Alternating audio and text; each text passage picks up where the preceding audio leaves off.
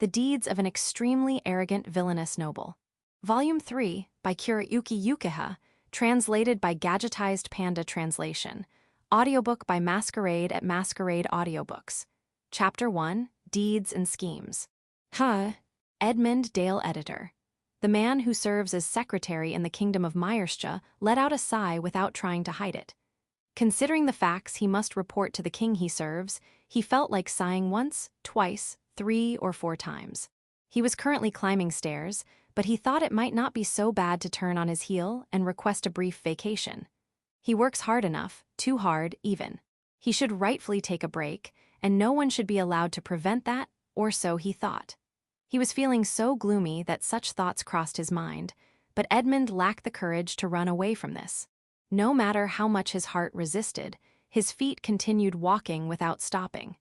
In the end, he felt disgusted with himself for having no choice but to meekly accept the reality before him. There were many rooms in the royal castle with various purposes. The one Edmund was heading to was the office on the 2nd floor. As he approached, he felt his already gloomy heart growing even darker. "It's Edmund," he called out, raising his voice slightly so it could be heard through the door after knocking several times. Just that made him feel a wave of fatigue washing over him. "Enter," came the voice granting permission to enter. To Edmund, it was nothing short of a voice luring him to hell. "Excuse me," he said after a brief pause to banish the gloomy feelings of not wanting to enter this room from his heart. He slowly opened the door. While normally there wouldn't be many people in this room, Edmund's eyes fell upon the figures of over 10 individuals. Of course, the King Menges was there, along with what appeared to be a selection of his most capable retainers. Furthermore, he even saw the twin magic knights Harry and Tucker, who served as the king's trusted aides and royal guards. They were all gathered around a massive table placed in the center of the room. They had been continuing their meeting until Edmund entered, and the many documents scattered haphazardly told the story of how heated it had been. The content went without saying. It must be regarding the recent attack on Aslan Magic Academy. The timeline for reopening the academy, including a review of security measures, had already been established. What was troubling those gathered here most now was the faction issue. The problem that should have arisen from the attack incident, especially everything related to the nobility, had been almost entirely settled by Count Gilbert, the leader of the noble faction, which was extremely inconvenient. Many heirs of influential noble families attended this academy. That's why the nobles' complaints about this attack incident should have been very significant. However, by some unknown means, Count Gilbert had managed to calm the situation in an astonishingly short time. As if by magic. This had dramatically increased Count Gilbert's influence, and nobles were still steadily shifting allegiance from the royal faction to the noble faction. Furthermore, the fact that the likely target of this attack was Count Gilbert's son added fuel to this trend, to the point where some were even praising the Count as a paragon of virtue. In other words, the balance of power between the royal faction and noble faction, which had maintained equilibrium for many years, was now on the verge of collapse. Naturally, as king, this could not be overlooked. That was the main topic of this meeting. However, unfortunately, while the meeting had become heated, no promising solutions had yet emerged. Though no one said it out loud, an indescribable atmosphere of irritation hung over the room. Secretary Edmund keenly felt this, making him feel even more gloomy. Still, he had to speak. "You're back, Edmund. Now then, let's hear your report. I hope it's not bad news." The king's piercing gaze struck Edmund. At that moment, he felt as if his shoulders had turned to lead. I want to go home. I want to go home so badly." As he glanced around desperately seeking help, he noticed that many had paused their work, perhaps finding a moment for a break, and were now looking at Edmund. Yawn. Off to the side, Harry, one of the twin magic knights, was sprawled on a sofa looking bored and yawning. Lounging and yawning in the presence of the king, what a cushy job. "You good for nothing." Edmund vented his usual frustrations in his mind as a form of escapism. "Well, I received a report that someone has tamed an elemental dragon." "Oh, that elemental dragon, that's wonderful. Is it someone from our country's mage corps? Surely they belong to the royal faction." Edmund wondered why he had ever taken this job. He had worked desperately to prove himself to his parents, who only doted on his younger brother and showed no interest in him. He'd bowed his head when he didn't want to, sucked up to influential nobles to make connections, and finally obtained the position of secretary. He had truly been happy when he got it. In fact, he was very satisfied with the income and prestige. But sometimes he wondered, was he really happy now? Work, work, work, and more work. His days were truly hectic, just carrying out his duties without any real feelings. Could he really call that happiness? As Edmund pondered such things vaguely, he reported in a voice that was neither loud nor soft and devoid of intonation. The one who tamed the elemental dragon is named Luke Wizaria Gilbert. He is Count Gilbert's son. A moment of silence, and then, "What, Gilbert again, Iarg." King Mengi's blood-curdling scream echoed throughout the castle. Section. In the capital, at the 2nd Mage Corps headquarters. Hello, Sensei Yurand. Ah, you're here. Sorry for calling you so suddenly. Were you busy? And no. A girl with deep purple hair entered a certain room where Yurand was seated. Looking uneasy. Yurand's lips curved into a faint smile. It was the kind of smile that would make most women swoon. Have a seat anywhere. Let's see, you're Citrica, right? From the Hassan Baronet family. Why, yes, that's right. A first year at Aslan Magic Academy. You're in the same grade as my little sister. Yes, Sensei Yurand. About what you wanted to discuss. Ahaha, no need to be so tense, it's not a big deal. Yurand chuckled happily as he flipped through some documents in front of him. But he soon put them down on the table and turned to Citrica. It was you, wasn't it, who aided in the attack on Aslan Magic Academy? It was so sudden. Your family is on the verge of ruin, right? Someone's probably taking advantage of that weakness. I would if I were them. What an incompetent family, though. Looks like having a talented child like you is the only thing keeping them afloat. WL. Yurand's demeanor remained as calm as before. But the words he spoke were as sharp as blades. Yeah, and your sleep attribute is quite convenient too. Right, it was you who helped with the attack, wasn't it? What's this all of a sudden? Do you have any proof? Citrica stood up forcefully, causing her chair to fall over. I have a lot of friends, you know. After piecing together various bits of information, I'm certain it was you. And you seem to be misunderstanding something. I don't really care who the culprit is. I don't need proof in the first place. What do you mean? What's important is the fact that you're conveniently suited to be the culprit. These documents, they're fabricated evidence I made to frame you as the culprit. That's not allowed. Oh, but it is. Who do you think the people of the kingdom would believe? A nearly ruined noble family. Or me, the vice commander of the 2nd Mage Corps. Besides, my precious little sister is a bit suspicious right now. Alice can freely create all kinds of poisons, you see. But something like that. You still don't understand, do you?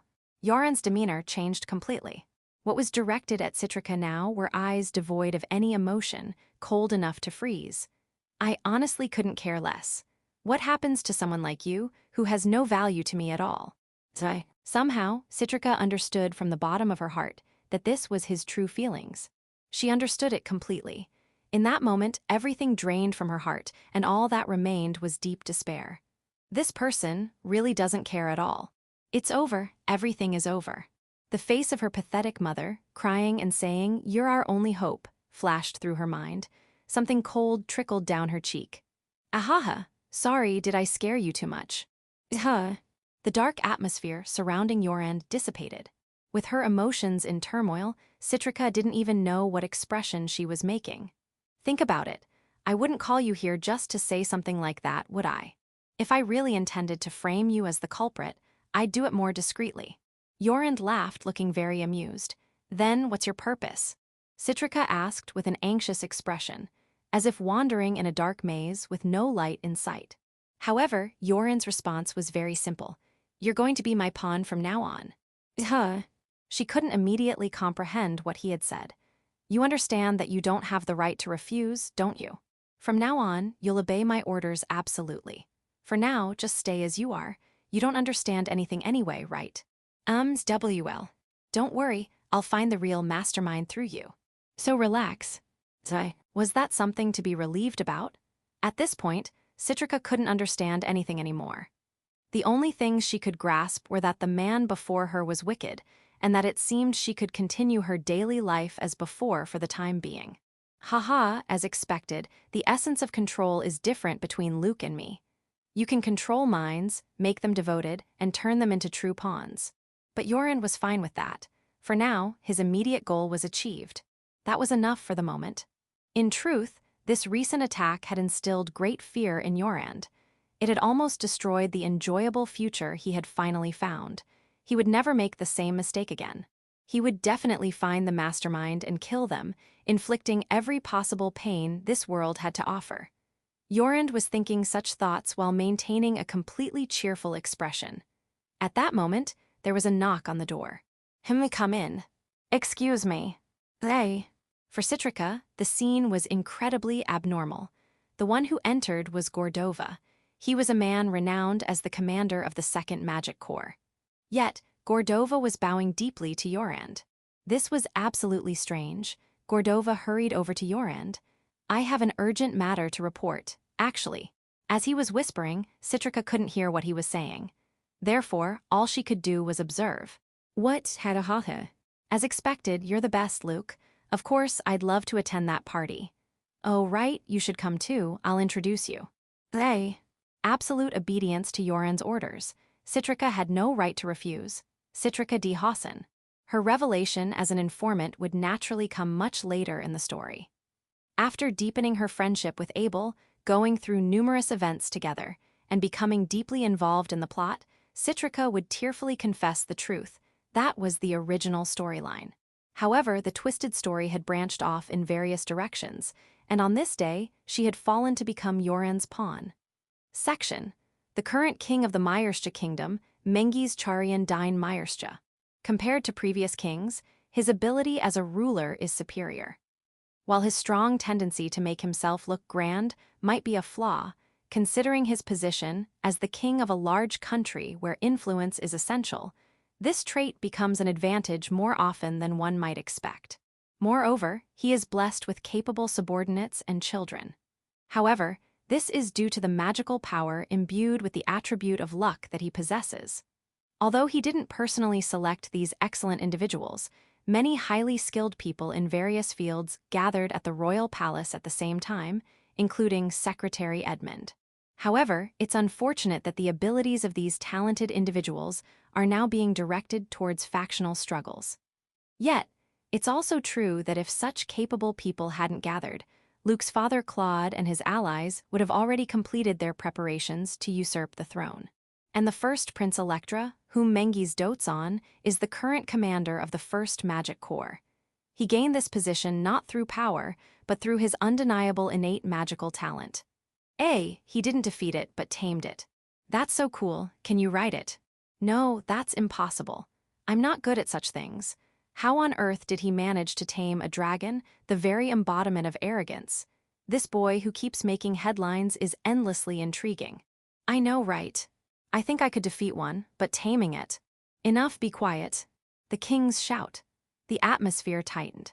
It wasn't that he had controlled the situation as a ruler, but simply that he didn't want to hear any more talk about the Gilbert family, so he lashed out in irritation. However, to most people, it probably appeared as the dignified presence of a ruler. I've granted you a great deal of freedom. I'd be troubled if you couldn't manage this much. Haha, that's harsh. I'm not good at this sort of thing. The humiliation of his subordinates being inferior to others. That's what King Mengiz was feeling. Harry laughed off the king's words with a grin, while Tucker took them seriously. Despite being twins, their reactions were polar opposites. Your Majesty. May I have permission to speak? It was Edmund, the secretary, who timidly asked for permission to speak. While thinking in his mind that he wanted to quit this job right away, sadly, his body continued to carry out his duties mechanically. There was something that needed to be confirmed here and now. Well, I heard that Count Gilbert is going to hold a party to celebrate the defeat of the attribute dragon. Send someone there. Right. Send that appraiser from the Magic Ministry. We did that before, didn't we? But that... You understand, I'm counting on you, Edmund. As you wish. Mengiz had an indescribable intensity. It was the aura of a born ruler. That's why Edmund couldn't say anything more. He had tried to give advice, but the king didn't allow it. If that's the case, there's nothing more to be done. Edmund switched his mindset coldly, thinking that he wouldn't be responsible for anything beyond this point. No, you should invite them to the royal castle, throw a grand party. That's how it should be done. At least maintain the appearance of a king. This is your chance to show your magnanimity. You're so focused on factional struggles that you can't see anything else, you bonehead. I don't care anymore. Mental freedom. As his only form of rebellion, Edmund cursed the king in his mind without voicing it. This was the secret to how he had managed to continue in this stressful position as secretary for so long. Section. Good morning, Lord Luke. It's the Dragon Slayer. Lord Luke. Mommy, is that person important? He's a very great person. Come on, bow your head like mommy. As Luke walked through the town, many people stopped and bowed their heads. Moreover, he was strangely popular with children. Dragons were known to everyone as formidable enemies. The greatness of the title of their conqueror was easily understood even by children. Also, Lord Luke, the humans around us are making strange poses and looking this way. If it bothers you, I could. Shut up. Eek, I am so sorry. The ice dragon, now about the size of a small stuffed animal, was fluttering beside Luke, so everyone had to accept this fact as truth. It's still unclear whether all dragons possess this ability, but amazingly, the ice dragon could shrink its body. Until now, this ability had been recorded in encyclopedias only as an unconfirmed theory. While there are many records of encounters with dragons, there are terrifyingly few records of actively finding their nests. Therefore, it was speculated that dragons possessed some innate ability to conceal their presence. Luke's achievement this time is that significant. Also surprisingly, when the ice dragon becomes smaller, its weight also decreases. In other words, mass is not conserved. This implies either a change in the constituent atoms or a decrease in their total number. Dragons are truly magical creatures. However, with the discovery of this ability, Luke's plan to use the ice dragon as a mascot is showing even more signs of success. Cuckoo, the rabble know their place and bow their heads. Not bad. Luke himself didn't mind this situation. To put it simply, it felt good to be looked at with respect. However, Luke. Hey, Abel. Don't just run off suddenly. Seeing Abel and Lily happily running towards him, a cloud began to form over his sunny mood. How long are these guys going to stay here? Abel and the others were still staying in Gilbadia. Good morning, Luke. That child is really cute, isn't it? Human-like? It's nothing. The Master Luke is also human. The ice dragon, who had reflexively tried to insult, remembered this fact and became dejected. Actually, Luke, I've been practicing that technique you used back then. Don't worry, I'm not asking you to teach me. When I master it, I'll come show you. Why would he come to show it? Nobody asked him to. Luke was at a loss for words at this incomprehensibility. Well then, see you later, Luke. I'm off for my morning training. Wait, Abel. Sorry, Luke, see you later. Abel ran off waving with a smile. In the end, without ever hearing Luke's voice, what's with him? While thinking that guy was like a storm, Luke ponders about the unknown power residing in the sword that he had grasped during the ice dragon battle. Could that be the essence of Abel's strength? The ideology of the Myerscha kingdom. In other words, Luke had unconsciously been thinking about Abel's uniqueness mainly in terms of magic. However, he came to feel, the existence of a power different from magical energy. He can't help but think that this might be the essence of Abel's power. Well, whatever. Luke started walking again. It doesn't matter. In the end, nothing changes. No matter what power Abel has, Luke will just thoroughly crush him head-on and make it clear who's superior. By the way, are you male? I'm female. The ice dragon wondered how on earth she could be seen as male, but never voiced it. I see, then from today on, you will be called Daya. Daya, it's a good name. I really like it, thank you very much. The ice dragon, now Daya, fluttered her small wings happily. Since he was expecting her to attract customers as a mascot, Luke wanted to give her a name derived from the city of Gilbadia. Luke's thought process was simply that if it were male, he'd name it Gil, and if female, Daya, but there's no need to mention that explicitly. I'm heading to the blacksmith now. As promised, you don't mind if I take your materials to strengthen the sword, right? That was our agreement after all. Kyukuku. Yes, of course. This doesn't sit well with me. Why is this guy so happy? Unable to understand, Luke walks towards Darkin, the blacksmith's master. I've also thought of a new magic spell. Maybe I'll test that on you later too. Is it painful? Kyukuku, who knows? Ache. Luke smiled with slight satisfaction at Daya, who finally reacted as expected. Section, we'll make contact tonight. I don't know how it'll turn out. Are you really okay with this? Yeah, failing the mission means death. Even if we run, pursuers will come. I'm sick of being scared and running forever. We need powerful backing. You're right. After watching Luke's back from the alley for a while, two turban figures melted into the shadows and disappeared. Section, you called for me, my lord. Welcome, Nicole. A black-haired boy sat on the throne. A beautiful woman in nun-like attire appeared and knelt on one knee respectfully. Remember that pawn I acquired? That foolish noble from that country. Of course, my lord. Well, it seems they've become useless. How could that be? Nicole thought, how could this happen? Her master should never fail. I'm surprised. I thought they were just fools obsessed with power struggles, but there are wise people everywhere. This is my mistake. I misjudged that country. My lord could never make a mistake. Nicole raised her voice without thinking. I apologize. It's all right. She bowed her head, apologizing for her rudeness.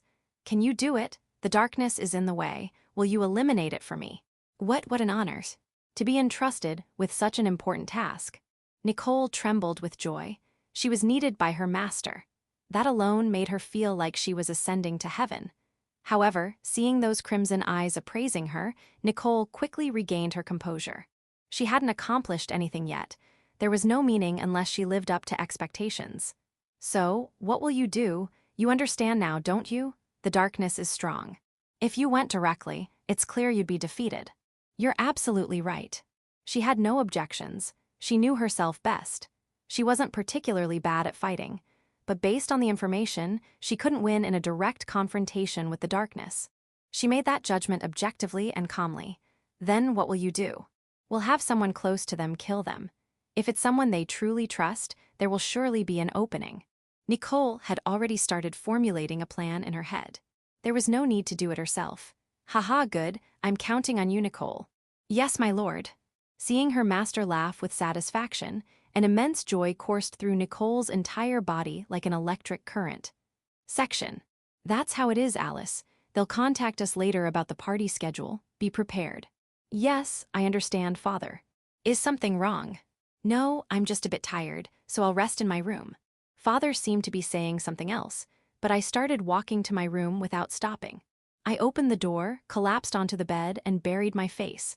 Then I twisted my body to lie on my back, staring at the ceiling. This is the worst. The Aslan Magic Academy, attack incident. Guards occasionally come to the house under the pretext of investigating, wanting to hear my story. It's really annoying. I can see right through their suspicion that I might have aided the attackers. Such a thing would never happen even if the world turned upside down.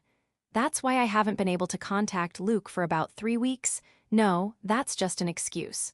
The truth is, I was waiting for Luke to contact me, waiting for him to say he wanted to see me.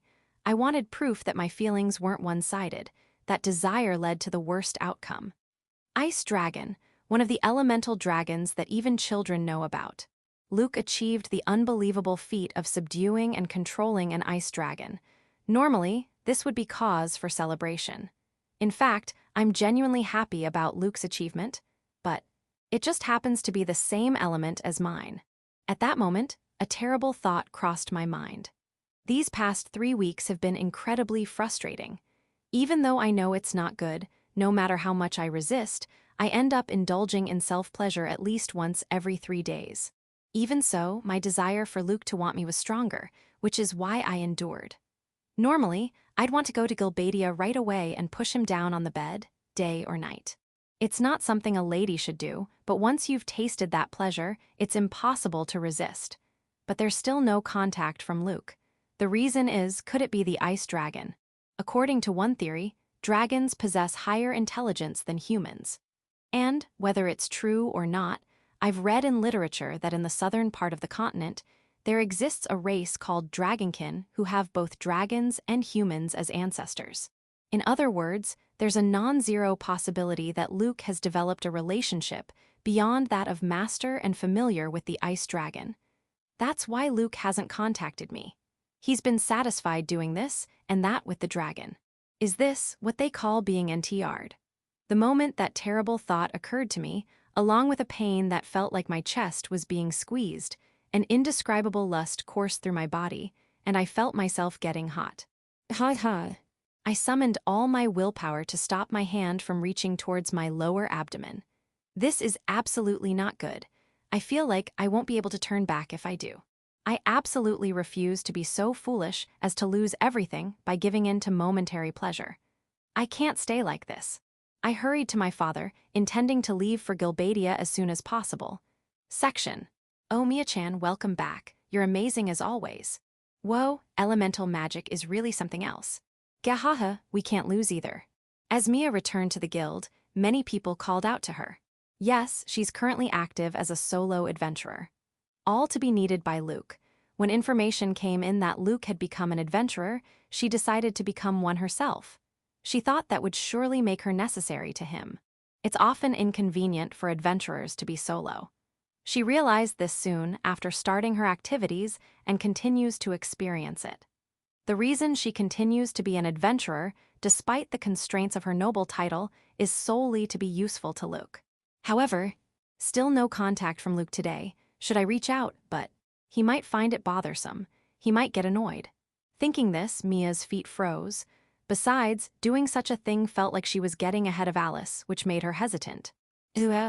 Before she knew it, she had become an A-rank adventurer just by completing requests casually. At first, she was ostracized by other adventurers for being a noble, but they had to acknowledge her outstanding abilities once they saw them. It didn't take long for her to gain popularity with her unnoble-like cuteness and her ability to interact with anyone without discrimination. Is something wrong? No, I was just thinking about something. I see. Oh, right. The kingdom's 7th S-rank adventurer in Gilbadia. Tell me more about that. Gilbadia. There was no way that word wouldn't catch Mia's terrifyingly sharp senses. The man who casually brought up the topic as small talk, knowing nothing, was overwhelmed by Mia's intensity that he had never seen before. What's wrong, me? Quickly, continue the story. Yeah, apparently, the kingdom's 7th S-rank adventurer appeared in Gilbadia. They're solo like you. I think their name was Luke, right? That's it. Apparently, he's the eldest son of a lord, but he defeated and tamed an ice dragon, and he did it alone. It's absolutely incredible. I see. What's wrong, Mia-chan? You're amazing too. I'm sure you'll be the next S-rank. The man was still talking, but Mia started walking unsteadily with vacant eyes. Ignoring the voices trying to stop her, she left the guild. It's slipping away. The words that leaked from Mia's lips. If he had just defeated the ice dragon, there would have been no problem. As his fiancée, she would have been proud, and it would have given her an excuse to visit him, which would have been nothing but good. However, the fact that he tamed it was very hard for her to accept. Mia returned to the mansion in a daze and collapsed onto her bed in her room. It's slipping away. The fact that he tamed it means nothing other than Luke's pieces have increased. This threatens the clear ranking in her mind. The ranking of those needed by Luke, including men. This is her identity that she can never give up. She only acknowledges Alice as someone more desired by Luke than herself. However, she cannot allow the existence of someone who became Luke's piece after her, but is more needed by Luke than herself. She simply cannot allow it. It's dropping, it's dropping, it's dropping, it's dropping, it's dropping, it's dropping, it's dropping, it's dropping, it's dropping, it's dropping, it's dropping, it's dropping. If he made the elemental dragon his piece, there's a possibility Luke might need it more than her. The moment she thought of this, her heart sank into darkness. I have to go quickly. Mia also decided to head to Gilbadia as soon as possible. Section: Elves. A race with about 7 times the lifespan of humans, possessing extremely high magical aptitude. In a passage from a certain book, they are described as a race that has received the blessing of spirits in its entirety. While they have aspects that far surpass humans in terms of abilities, Elves as a race also have a fatal weakness. That is their poor reproductive ability. Some scholars speculate that this is a side effect of their longevity, but they have a fixed breeding period and can only produce children once every 3 years. Also, there is no country of elves. They are generally divided into several tribes, forming settlements in various parts of the Isprit Great Forest. While there are some friendly tribes, and some individuals who venture into human countries, from the perspective of elves as a race, these would be considered oddities. Most tribes are closed off and have zero interaction with humans, but elves, being often beautiful, have high value for humans in various aspects. As a result, elves being kidnapped is a frequent occurrence. Especially if you see an elf in the kingdom of Myerstia, it's usually a slave. No matter how superior their abilities might be, elves can never surpass humans in numbers. No matter how unjust it may be, they have no choice but to accept it. Many elves have accepted this reality. However, naturally, there are those who resent this weak position and turn to radical ideologies. Terrorist organization Vritra. This organization, named after the evil dragon said to have covered the world in ancient times, acts with the ultimate goal of establishing an independent nation for elves. How about the recovery of the flute? Sorry, Arthur. I hired humans to search for it, but it hasn't been found. I watched that battle from afar, and I think there's a high possibility that the ice dragon swallowed it whole along with the flute. I see, you've gone through a lot of trouble, Marius. Still, dark magic, that shouldn't be something humans can handle. I thought so too. There have been rare cases of humans manifesting rare attributes, but has there ever been someone who could draw out that much power? And a mere child, who's only lived for about a dozen years at that. Arthur, the leader of Vritra, pondered. There's only one point where elves are inferior to humans. Numbers. Numbers are the only absolute difference that can't be overcome. If they could overcome just that, there would be nothing in which elves are inferior to humans as a species. And so, they created the magical tool domination flute to control and manipulate monsters. If they remain complacent with the current situation, humans will continue to get carried away. That's why they don't shy away from using force against humans at times. Well, that flute has magic applied to it that will self-destruct if used by anyone other than an elf. Even if it fell into human hands, there's no problem. Yeah, that's right. What's wrong? If you have something on your mind, let me hear it. No, there's no particular reason, but I just have a bad feeling. About that human. I felt that too. It seems the spirits favor him as well, so we should be careful. Your hunches are often right. Why would the spirits favor such a human? Don't, Marius. The spirits are just with us. There's no ulterior motive. You're right, sorry. The magical tool domination flute is not yet complete. Although they've made improvements and can now control stronger monsters, they haven't achieved the permanent control they desire. When that becomes possible, that's when they will truly begin to move. However, Arthur had just one concern. It was still an uncertain possibility, and voicing it would only cause anxiety among his comrades. Therefore, he keeps his mouth shut. Dark magic, huh? For now, he'll keep this concern to himself. But the worst-case scenario must be avoided. He must keep a close eye on the situation and be ready to act quickly if necessary. The elven youth gazed into the distance for a moment. Then, he began to contemplate something else. To fulfill his, long-cherished wish. Section. I swear I'll forge a sword worthy of Lord Luke, with my very soul. I see, I'm looking forward to it, Darkin. Ooze you one. Stop crying every time, it's unsightly. Well then, see you. Feeling that if I stayed any longer, I might get caught up in something annoying, I quickly left the blacksmith's shop. Zack isn't here now either. I don't want any trouble. That was a noisy human, wasn't it? If it's bothersome, I could. Stop trying to kill everyone you see without discrimination. I could easily guess what the ice dragon, or rather Dia, was about to say without hearing the rest. It's better to manipulate things to your advantage. That's much more beneficial, right? Why yes, that's right. This dragon definitely doesn't understand. But whatever. This is just a difference in values as living beings. I gave up on trying to make her understand and walked towards my private residence. Still, dragon ecology is truly fascinating. Not only can they freely change their body size, but also the ability they showed at the blacksmith's. They can regrow their scales, claws, and fangs at will. That made sense. No wonder she doesn't feel any fear from my words. Dark collar. Wah, WW, what is this? Kyukuku, I told you, didn't I? That I'd test my magic. As we approached my private residence, I suddenly activated magic without warning. In that instant, a collar that seemed to be condensed darkness appeared around Daya's neck. Seeing her panic is a bit satisfying. However, DD, does it hurt? It hurts, doesn't it? Yuan, I don't like this, I don't like this. Hey, I don't want these, I don't want pain anymore. Yuan. As Daya started crying and screaming excessively, I quickly became depressed. She's in a complete state of panic. Wait, is this my fault? Why should I be at fault? She's the one who attacked me, and I just counterattacked. I'm not wrong at all. If anything, she should be grateful that I let her live. Calm down, there's no pain. Really? But I can't deal with all this noise. Calming Daya down should be the priority. Go around to the back garden, we'll test it there. Okay. We arrived at the private residence and went straight to the back garden without entering. Daya looked anxious, as if she might start crying again at any moment. Listen, you and I made a contract. Because of that, you can feel an invisible connection between us, right? Yes. I thought about whether I could utilize that. My darkness steals magical power. Using this connection, I should be able to steal your magical power even from a distance. The magic that serves as the starting point for this is the dark collar.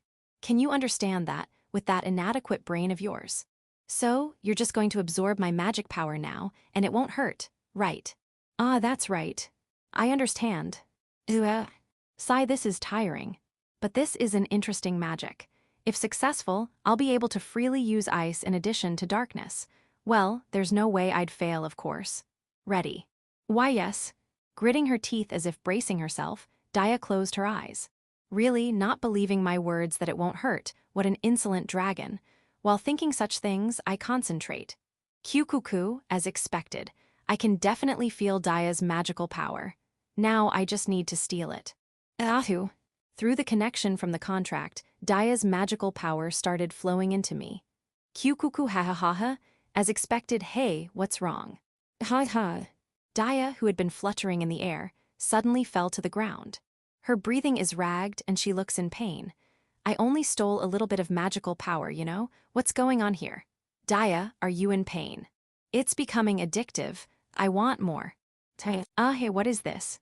A strong sense of déjà vu. What memory is this? However, the answer became clear immediately. More insult me. You should just insult me, Alice. Yes, it's Alice. Isn't this exactly like the scene from that night when Alice first transformed? What is this? Why is this happening? No, I can't dismiss the connection. Rather than being my fault, could this be the nature of those who possess ice attributes? Yes, it must be. It might be interesting to research the relationship between a person's attribute magic and their temperament. I should probably base my analysis on the 4 basic elements. Ice is derived from water. Does that mean everyone with water system attribute magic has this kind of hidden temperament? If so, what about Mia who has lightning? And for Yurand with his special attribute, what am I seriously thinking about? Listening to Daya's still strangely heavy breathing, I sighed deeply and looked up at the sky. Come to think of it, I haven't seen her in a while. I wonder how Alice is doing now. Chapter 2, Chaos Rumbles with Thunder. Slash. Still not good enough. Back then, Luke was much more. I'm starting to grasp the feeling. But it's different. I can't even hold a candle to Luke. That swordsmanship I couldn't take my eyes off of, even from a distance, that I couldn't help but admire. For a moment, my vision blurred, and I staggered with a slight dizziness. My body feels heavy. My sword movements have become quite dull. Maybe I've reached my limit for today, no, just a little more. Let's keep going for a bit longer. Just a little more. If I don't push myself at least a little, I'll never catch up. Besides, I finally understand now. This power that I've always felt but couldn't quite grasp. I had a feeling it was different from magic, but I couldn't quite put my finger on it. Seeing Luke's techniques in person, feeling them firsthand, it finally became clear. This power grew larger through training to master by pushing myself to the limit. The power is definitely there.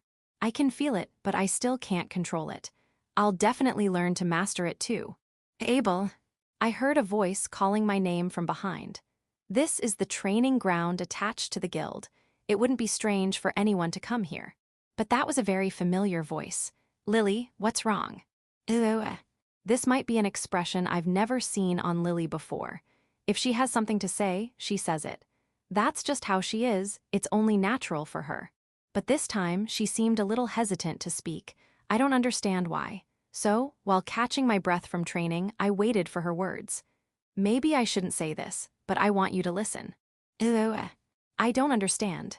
What Lily wants to say, Abel, you can't become Luke. The moment I heard those words, my heart skipped a beat. It felt like it was being squeezed tight. I know you admire Luke, a lot. But trying to walk the same path as him, at the same pace, I don't think it's good. Sorry for saying this so suddenly. Indeed, I admire him. I have no intention of hiding it. Luke always exceeds my expectations. The symbol of absolute strength. For me, that's not the Master or Mr. Blood. It's Luke. The Master and Mr. Blood are incredibly strong, to the point where I can't even fathom how strong they are. But somehow, you're still my symbol of absolute strength, Luke. You've been pushing yourself too hard, haven't you? Not just since the Ice Dragon defeated, but ever since you met Luke at Aslan Magic Academy, all this time. I know Abel is amazing. You were accepted into this country's top academy, even though you can't use elemental magic. That's truly incredible. But Luke is, I'm sorry. If you keep pushing yourself like this, I feel like you might break soon, and Haha. Why can't I understand right away? I'm such an idiot. I finally get it, what Lily wants to say. She's usually so assertive, always pulling me along, but now she's being considerate, choosing her words carefully. It doesn't suit her, all just to avoid hurting me. She's worried about me. It's always been like this. I've been blessed with people. Found in that village, surrounded by people who love me, raised by them. Meeting a master who guides me, even making friends who genuinely care about me. Haha, is it really okay for me to receive so much? But that's exactly why I want more. The power to protect these treasures, to never lose them again. Thank you, Lily, for worrying about me. It's not like I'm worried or anything. I just thought I'd feel a bit bad if something happened to you, that's all. You're so kind. Even though I'm just a commoner, she, a noble, talks to me as an equal. This is by no means something to be taken for granted. But don't worry, I won't break. Hi. All I can do is try my best, but I'm actually pretty good at pushing myself. Someday, I'll show you that I've become strong enough to protect even you, Lily. Or is that trying to sound too cool? Ahaha. I laugh to hide my embarrassment, but there's no lie in my words. I don't just vaguely think that tomorrow will be the same as today. Unreasonable things happen suddenly. That's why I need to get stronger. WHWHWH what? What's wrong? When there was no response, I looked at Lily, and she was staring blankly at me. And then, cheeky, cheeky, cheeky. Not cool at all, you're just a messy-haired idiot. Hey! Suddenly shouting, Lily ran away from the training ground. Inevitably, I was left alone. The training ground felt oddly quiet. Ah, well, I wonder what Luke would do at a time like this. Thinking what would Luke do? When faced with a wall of difficulty has become a habit of mine lately. But this time, all I could imagine was Luke looking just as confused as me. Section. My village isn't far from the city, so the rumors of the Dragon Slayer have already spread, sigh. Well, that can't be helped. It's quite an achievement, why the long face? Nicole and Zach. As the sun begins to set, the two A-rank adventurers quietly sip their drinks at the tavern inside the Adventurers Guild. All 5 of my younger brothers are looking up to him now. Red, the one right below me who wants to become an adventurer, keeps begging me to let him meet the Dragon Slayer just once. Hahaha, that's troublesome. Hey, don't you dare ask me for that, all right. Zach, we're peers, right? You haven't forgotten the day we first knocked on the guild's door together, have you?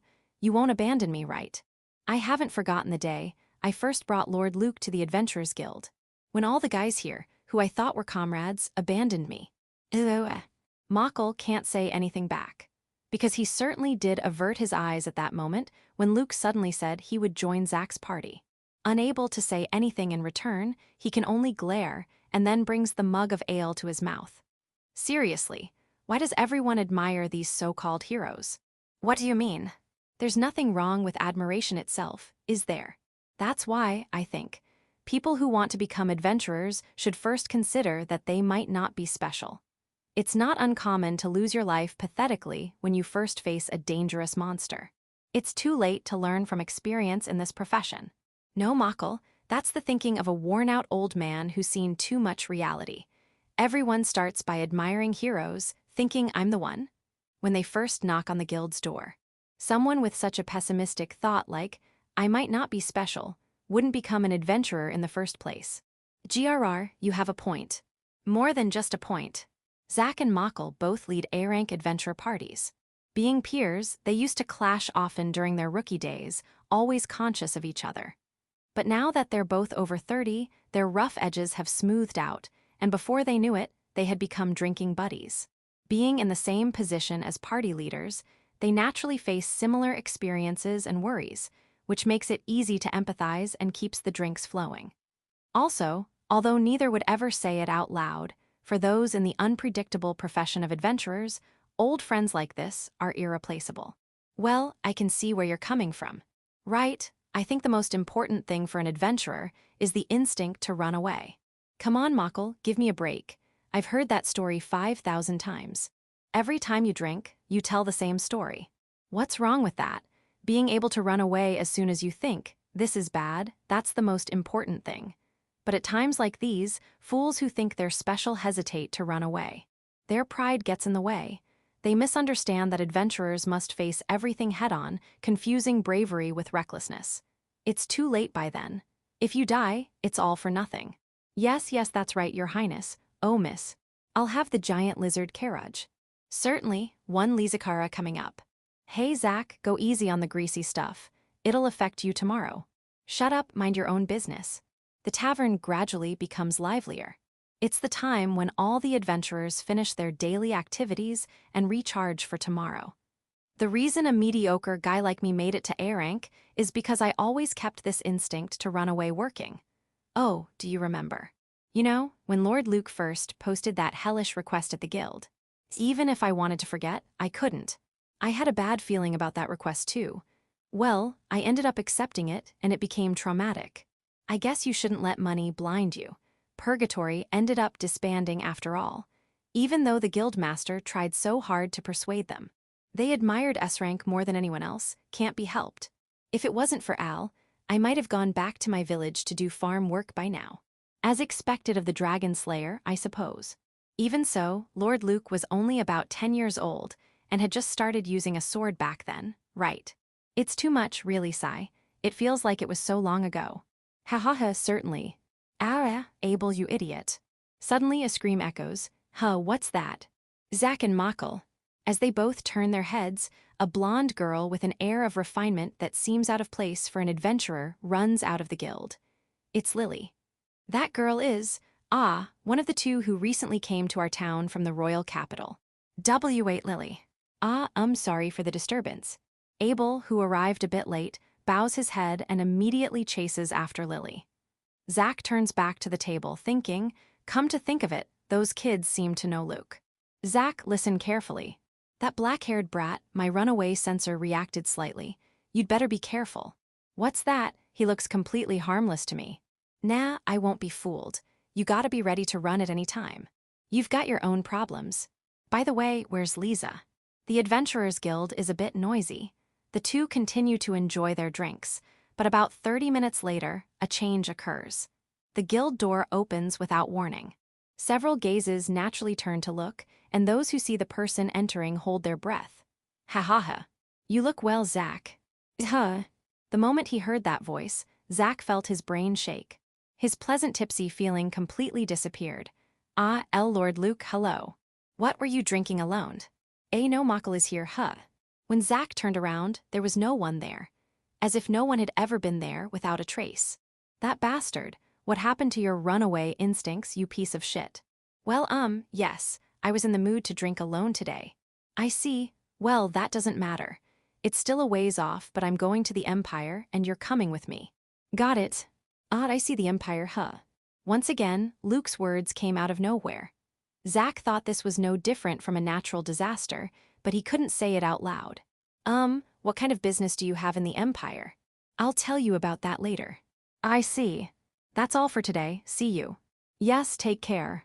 Luke turned on his heel and walked away from Zach's table. Then he opened the guild door and left. Sigh, I don't mind going to the Empire, but I have a bad feeling about this. Thinking about the seemingly bleak future, Zach took a gulp of his drink. Then, someone placed a hand on his shoulder. When he turned around, there was Nicole, who had somehow evacuated earlier. Zach, this is the sense for running awe. Go to hell. Abuhe. Zach's sudden dropkick exploded on Nicole. Seeing this scene, the surrounding adventurers started cheering. It's a fight. It's a fight. This is just another scene in the life of adventurers. Section. The annoying thing about this job is that there isn't just one superior you have to obey. What's going on? Edmund, you'll tell me, right? Why yes, Prince Palpon. My stomach hurts. It's not enough to just obey the king. There are mountains of people higher in rank than me. Of course, I have to obey if I'm given an order. But here's a problem. What if I receive conflicting instructions from 2 or more people regarding the same matter? Well, you know that the eldest son of the Gilbert family has subjugated an elemental dragon. Of course I know that. Really, as expected of Luke. But why isn't there a celebration party at the royal castle? That's unthinkable, isn't it? His Majesty Menges, who tends to prioritize maintaining his dignity as king over practical benefits. Prince Electra, the first prince, who shows little interest in domestic affairs despite his position as the commander of the first magic corps. Though his skill as a magician is undoubtedly solid. Thinking about it, Prince Palpon, the second prince, might be the most sensible. He seems to have a correct understanding of the kingdom's current situation. His Majesty is not pleased with the accelerating growth of the noble faction's power. So he made this decision. Then all the more reason to invite them, right? I think it's a good opportunity to show the king's dignity, not just internally, but externally as well. I think so too. But it's troubling if you say that to me. Please stop saying such things to me.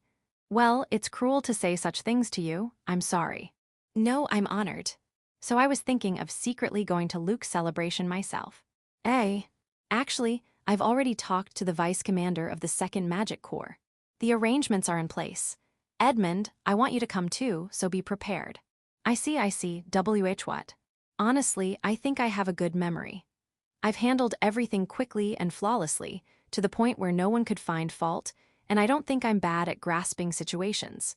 But just this once, I couldn't understand at all what Prince Palpon was saying with his smiling face. In the indescribable silence, I could clearly hear the sound of my brain short-circuiting. Section. For commoners, the status of nobility might be something to envy, but there are times when I feel suffocated. This is one of those times. If I weren't a noble, there wouldn't be a party to celebrate my subjugation of an elemental dragon. Really, it's troublesome. Well, it's fine. It's still annoying, but this is for the prosperity of my father, mother, and the Gilbert family. However, I'd like to prioritize improving my own power right now. It's a bit cold. Did you say something, Lord Luke? Don't mind it. I see. I still feel uncomfortable. Get used to it. Yes. I'm currently on Daya's back, flying. Apparently, this girl has a habit of collecting treasures, and it wanted to return to its original nest once to offer the treasures it had accumulated. It was a good opportunity, so I thought I'd try out a newly developed magic. Riding on its back is just a side benefit. Dragon Armor of Darkness. To put it simply, this magic is Daya's armor. If mastered, it should dramatically improve its abilities, but it seems it will take time to get used to it. Well, I created this magic because it looked uncomfortable to ride on in the first place. There are many interesting things. Don't drop them. Of course not. We've already retrieved the treasures. Now we're on our way back to Gilbadia. It's still cold. This point needs improvement. Really, there's so much I want to do, it's troublesome. I'd like to start analyzing this in earnest soon. I take out a magical tool from my pocket. It's a beautiful flute. Yes, this is the magical tool that had the power to control the ice dragon Daya, albeit imperfectly. Flute of Domination. I happened to recover it because it remained unbroken at that time. I really picked up something good. I activate information magic and lightly analyze it. Multiple layers of defensive magic. Even I can't casually touch it. Cuckoo, quite cautious. Not only can it not be used, but it's set to self-destruct if I try to carelessly remove the magic applied to this flute. Therefore, I can't use dark magic recklessly. Well, given enough time, I could definitely remove it. If I had enough time, that is. Really, the thought of having to deal with those useless nobles at a party I couldn't care less about is depressing. But it's just a few more days of patience. The early arrivals should be reaching my territory about now. I can see it, we're almost there. While I was thinking about such things, the town of Gilbadia came into view. At first, there would be quite a commotion when Daya flew overhead, but the people of the territory have gotten quite used to it. We land in the backyard of my private residence with the treasures. Then Daya is enveloped in magical light, changing its huge body into a small one. If I do say so myself, it's quite impressive. Indeed, I'm amazed you collected so many treasures. So, can I go collect more when you're free? I'm embarrassed to say, but I have a weakness for treasures. I don't mind, but don't tarnish my name, got it? I understand, ahaha. If you understand, what's that? At that moment, I sensed magical power. And quite powerful at that. What could it be? Naturally, Daya seems to have sensed it too. Following the trace of that presence, it seems to lead to the gate of the private residence. We automatically head there and see it. Oh, a magic circle suddenly appears. Shortly after, with a slight time lag, a magnificent and elegant carriage appears from empty space. The crest of the Godwin family is displayed. I immediately understand. This is spatial magic. It's been a while, Luke. Cuckoo, indeed, Eleonora. The woman who shows herself from the carriage is my childhood friend, or so the setting goes. Still, she's big in various ways. This magic is most likely hers. Spatial magic, it's truly wonderful. Lord Godwin gets out of the carriage following Eleonora. Is that the ice dragon? He quietly asks. That you say, a mere human MMPH. Yes, that's right, Lord Godwin. I'm ashamed to say, but its manners are not yet properly trained. Lord Godwin narrows his eyes for a few seconds, looking at me covering Daya's mouth. Then, I apologize for my previous discourtesy, he said in a small voice, without bowing his head. However, his eyes clearly conveyed an apology. Hess, what do you mean? Father, may I speak with Luke for a moment? But keep it brief. Understood. Lord Godwin stared at me for a few seconds again, then started walking. He entered the private residence. It's been a long time, Luke. Indeed. But that dragon... Human, don't get too cocky. At that moment, a horrifying magical power leaked from Daya. This gal's short temper really irritates me. Well, I suppose it can't be helped since she's lived with this temperament for hundreds of years. Listen, I'll only say this once. Don't embarrass me any further. Eep. However, as my familiar, such things don't matter. There won't be a next time, understood? Why yes. Now then, Elehe, what's wrong? Luke, you subdued such a powerful monster. Huh? Oh yeah, I did. What's she saying now? Oh right, this is Eleanor's first time seeing Daya. Well, Daya is indeed quite a strong monster. Kufu, kufufufufu. As expected, my eyes weren't wrong. A chill ran down my spine. The moment Elanor started laughing strangely, my trouble sensor went off like crazy. Actually, Luke, I have a dream. Wait, I don't want to hear it. Don't tell me. It's a bit embarrassing, but will you listen? You should listen to me. I said I don't want to hear it. I see, you'll listen. My dream is... Eleanor's somewhat vacant eyes had a clear sense of déjà vu. Hey, you. I want to be overpowered by an overwhelmingly strong man, who I can't beat even with all my strength. I want to be made to understand that I'm nothing but a powerless woman. I wonder what triggered this. Why are this woman's eyes sparkling so much? And what's with this desire that seems like a mix of battle maniac and masochist boiled together? She's completely a variant of Alice. This pervert. Between Alice, Daya, and Elanor, why are there so many? I felt an intense dizziness. But you see, I'm too strong. Before I knew it, I was at the top of the academy. To be honest, I was in despair, but then, I finally found it. Let's fight right now, Luke. Here. With all our might. What are you saying? Just as I was showing an expression of disgust, so strong it made me tremble, thunder roared. What is it now? Feeling an ominous premonition that sent chills down my spine, I glanced up at the sky. And then I saw it. the inexplicable sight of lightning racing across the sky. Indeed, lightning tearing through the sky. The lightning I know is supposed to fall, but as I was vaguely thinking about this, the lightning changed direction by 90 degrees and fell right next to me, exuding a familiar magical presence. Hee hee, it's been a while, Luke. I've come, who's this human woman? Mia appeared suddenly and alone, without any context. Her body, which seemed quite small compared to Elanor, and the immense magical power that didn't suit her at all, and eyes that were dark and stagnant. In the instant it took for my brain to recognize her, an enormous amount of thought raced through my mind that ordinary people couldn't even imagine. An overwhelming why filling my mind, yet, only this single word came out. Section. Luke was certain. The character Elanor probably didn't originally have such a twisted fetish. In fact, that's correct. At first, it was just a tiny distortion. The mere change that Luke had made an effort. However, just as the flapping of a small butterfly's wings can eventually cause a tornado, this story continues to spiral out of control. Hey, Luke, I tried my best, you know. After seeing your wings of darkness, I thought I should be able to fly faster too, so I practiced, created new magic, and then... Hey, listen to me. But. Am I no longer needed? Is that woman your new favorite? What's with this human female, that attitude towards Lord Luke? Dia, be quiet, and Mia, listen to what I'm saying already. Mia's eyes held a deep abyss that seemed to pull you in the more you looked. No matter how many words you lined up, they wouldn't reach her. She was practically out of her mind. First, he needed to restore Mia's sanity through physical contact. Luke's brain, terrifyingly activated with even his survival instincts stimulated, instantly reached this conclusion, leading him to lightly pat Mia's shoulder. Look closely. This woman is Elanor of the Godwin family. You're also from a Count's family. Surely you've seen her at parties a few times.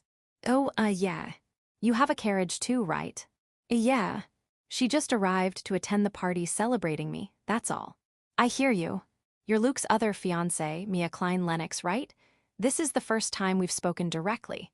I'm Elanor Renee Godwin. Just call me Elanor, pleased to meet you. Ah yes, nice to meet you. I'm sorry, Don't worry about it, I kind of understand how you feel. I'm so sorry.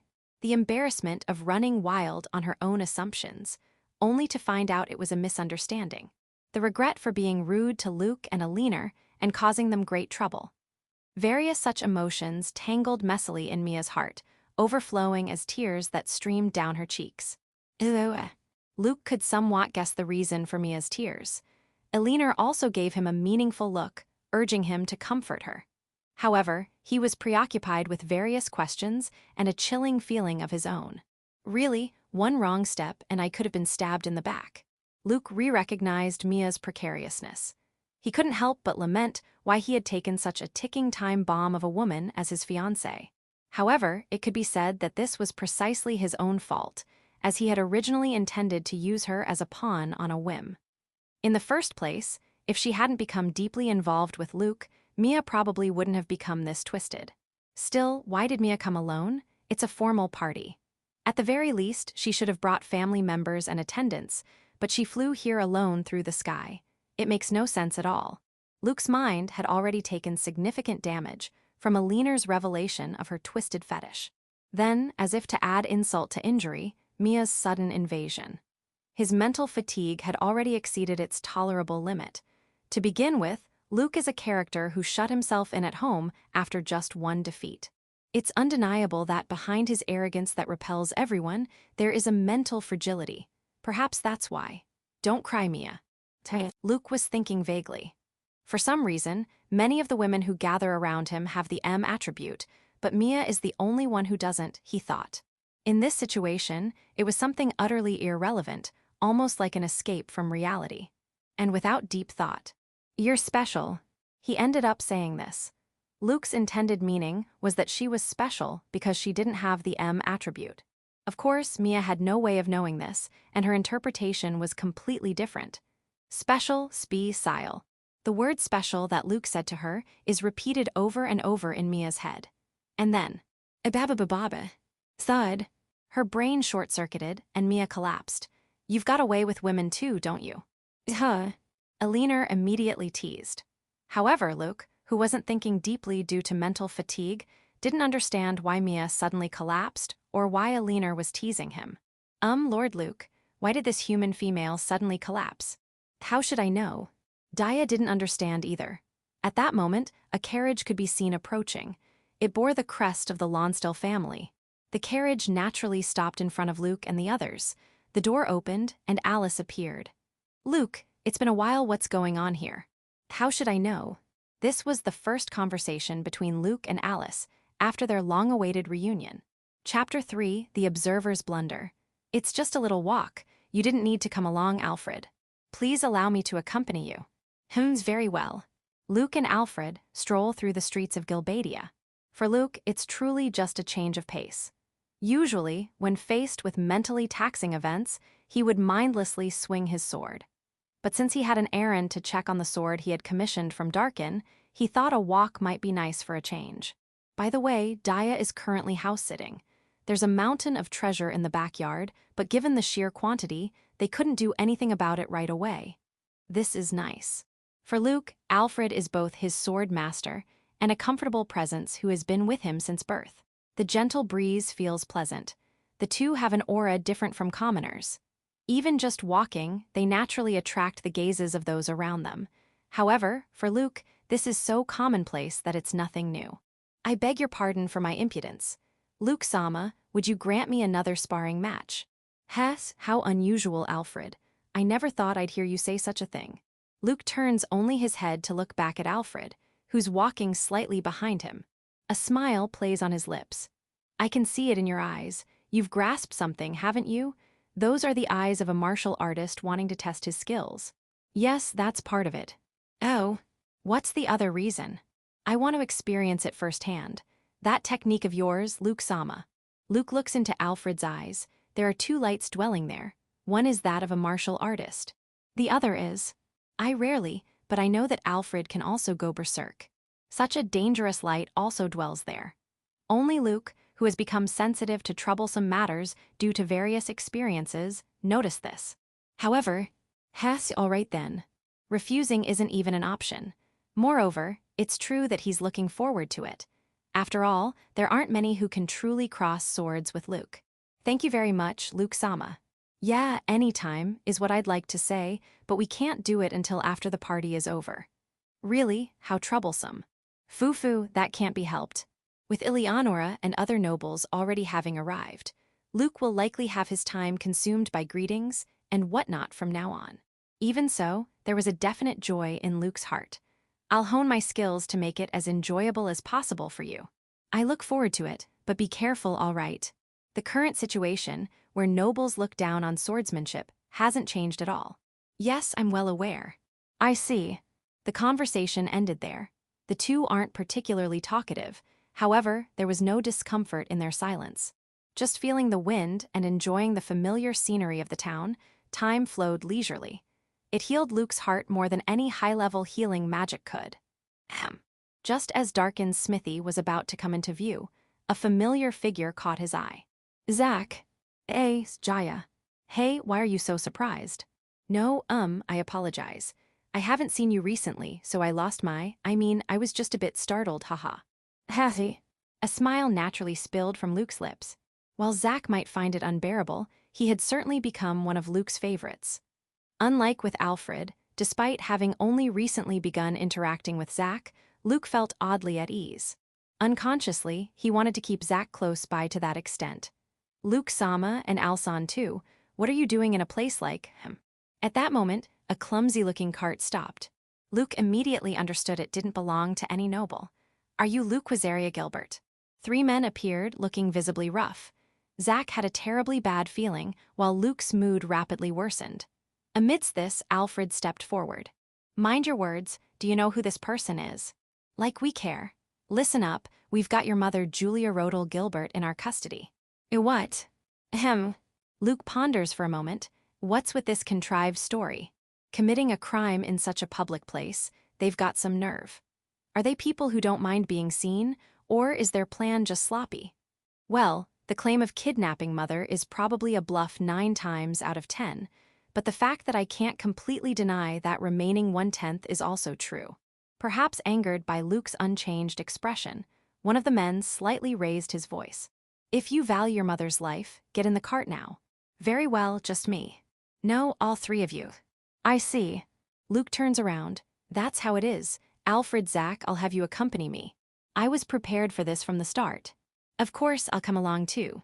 This is certainly not something I can ignore. Luke smiled faintly at Zach's expression, which he had never seen before. Put on these magic sealing shackles, all of you, and hand over your swords too. Don't resist. We won't resist at all. True to his word, Luke and the others boarded the cart without resistance, with a split-like smile on their lips. Section. I'm speechless. Did you come here without telling your parents? Ooh, I'm sorry. There's no point in apologizing to me, is there? Alice sighs as she looks at Mia, who has shrunk even smaller, hanging her head in shame. From what she heard, Mia couldn't suppress her urge to see Luke and ran away from home. It's obvious that this action will only bring disadvantages to a count's daughter, but Alice couldn't bring herself to scold Mia too harshly. Mia's figure somewhat overlapped with her own, and she understood those feelings all too painfully. Really, such an awkward child. However, just because she understands doesn't mean she can justify Mia's actions. Being unable to control even one's own emotions is clearly a flaw. You mustn't cause trouble for Luke, okay? Yeah, I'm really sorry. The air froze slightly. Alice's words had a hint of anger in them, becoming sharper. There's no way Mia could talk back to that. It's all right, don't make such a scary face, Alice-chan. At that moment, someone called out to the two. It was Julia-sama, it's been a long time. Ah, it's been a long time. Dressed in a beautiful gown, it was Luke's mother, Julia. There was a bewitching beauty that even women would gasp at. Alice immediately bowed her head, followed by Mia. I'll take care of Mia-chan's matter. Is that all right? And no, I can't trouble Julia-sama with my problem. It's fine. We're going to be family after all. This much is nothing, right? Julia's aura somehow overlapped with Luke's. Mia felt in her bones that no objection would be allowed. Yes, thank you very much. Yufufu, please relay what you just heard to my husband. Understood, Julia-sama. The maid standing nearby bowed and started walking.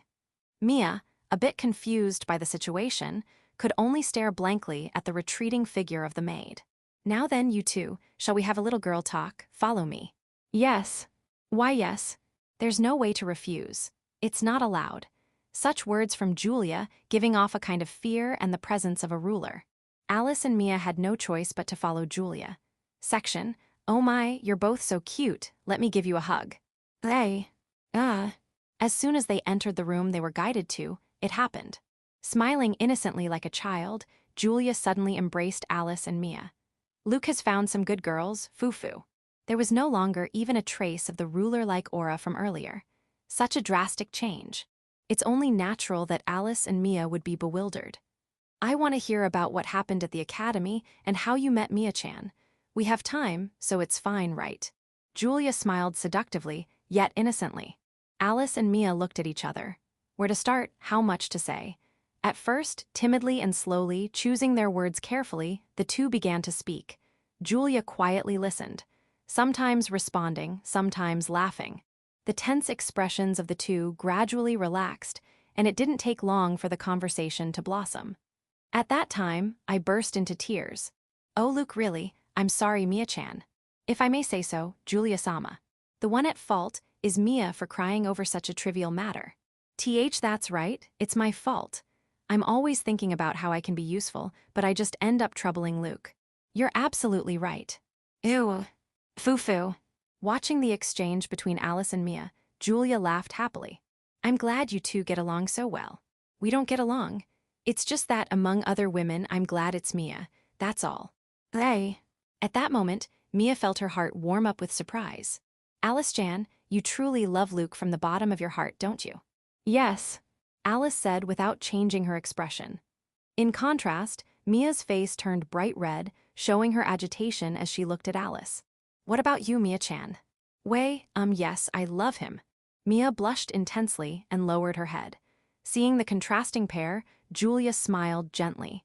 That kid has always been able to do everything effortlessly since he was a child. As his mother, I shouldn't say this, but he's almost too perfect, isn't he? Don't you get tired being around him? Not at all. Why, yes, it's just as Alice says. Hee hee, you're both such good children. Julia chuckled modestly and took a small sip of tea. Then, I hope you don't mind me meddling, but there's something I want to tell you. She slowly began to speak about what she most wanted to convey today. That kid doesn't show his emotions much, so it might be hard to tell. But if he truly disliked you, he wouldn't keep you around. He's not the type to put up with something he doesn't like, absolutely not. So, you two are genuinely loved. As his mother, I can say that with certainty. Those words resonated with Alice and Mia with inexplicable persuasiveness. It wasn't just said to please them. Somehow, they knew this. Besides, this is from personal experience too. Hee. Julia laughed mischievously. Just then there was a knock at the door. Who could that be? Come in. Excuse me. Oh, if it isn't Ellie. It's been a while, Lady Julia. The one who entered was Eleonora. After bowing to Julia, she immediately continued speaking. Please forgive my rudeness, but I have an urgent matter to report. Luke has been spotted boarding someone's carriage. What did you say? The atmosphere instantly became tense. Therefore, I thought I'd go and check things out. With my spatial magic, it should be easy. I've already obtained approval from my father and Lord Claude. Objectively speaking, I'm the best choice in terms of combat ability. Wait, I'm going too. I am going as well. Alice and Mia immediately responded. However, their request couldn't be approved right away. Being nobles, there were unavoidable complications. We're not going to fight. If anything happens, we'll just bring him back. You two stay here. This isn't about logic. Besides, no matter what you say, if there's a situation where we can fight, Luke definitely will. I think so too. I promise I won't be a burden. Please take me with you. Ahem. I know both of your capabilities, but what should we do, Lady Julia? Julia remained silent, but it was only for a moment. All right, I'll take responsibility. But you must come back safely, understood? Julia chose to respect their wishes. Section, Luke doesn't like waiting. Even so, he had waited quite a long time by his standards. With magic sealing handcuffs on, he boarded the carriage without resisting the rude men. And then, after about 30 minutes, his patience inevitably reached its limit. Hey, how long are you going to make me wait? Shut up. Just sit there quietly. This was truly a case of poking the sleeping dragon. The man who was addressed by Luke committed a terribly reckless act. Although it was his own choice, Luke had spent far too much meaningless time being jostled in this uncomfortable cargo wagon. There was no way he could be in a good mood. Oh man, you're definitely done for. Zack, somewhat accustomed to this chilling aura of anger, realized the fate of the man who had spoken rudely to Luke. I'm being generous. I'll ask once more. Think carefully and choose your words wisely. Dread, a sensation as if his heart was being gripped. Without realizing it, the man's legs began to tremble slightly. It was an uncontrollable human instinct. Was it just his imagination that this boy, who hadn't even lived half as long as him, seemed like a massive monster? No. Calm down, don't be scared. The people of this country can't use skills. They don't even know they exist. If we just seal his magic, he can't do anything. There are rumors that he defeated an elemental dragon alone, but that must be just a hoax. The man had his pride. The pride of someone who had survived hell, far from the glittering world of nobility. Shut up, just sit there quietly. And so, he made a mistake. He raised his voice and drew his sword, pointing it at Luke. He chose to protect his pride rather than follow his instincts. So that's your answer. What happened next was instantaneous. Suddenly, Luke was holding a dagger. He had it hidden in his sleeve all along, but to the man's eyes, it seemed to appear out of nowhere. How did you? Luke tossed it into the air, caught it with his mouth like he was biting it, and slash. Using the dagger in his mouth, he cut the chain of his handcuffs.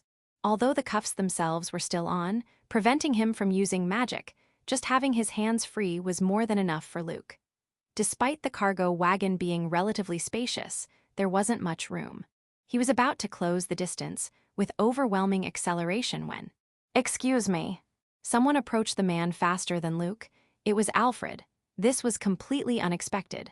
Even as Alfred closed in before his eyes, the man still couldn't comprehend what was happening. However, his reflexive action of drawing and swinging his sword was perhaps praiseworthy. SLA. Ahem.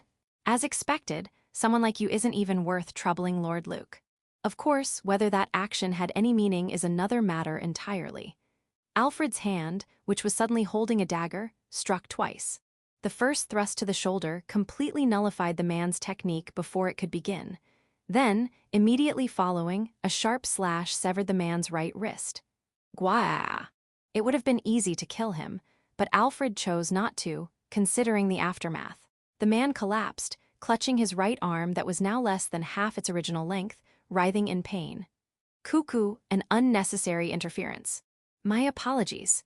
To think that I, of all people, would deprive Lord Luke of his enjoyment. Oh ouch, that looks painful. Wait, am I the only one with handcuffs on? I hate to ask, but is there any chance I could get these removed? Ahaha. Alfred bowed his head, but Luke's face looked somewhat satisfied.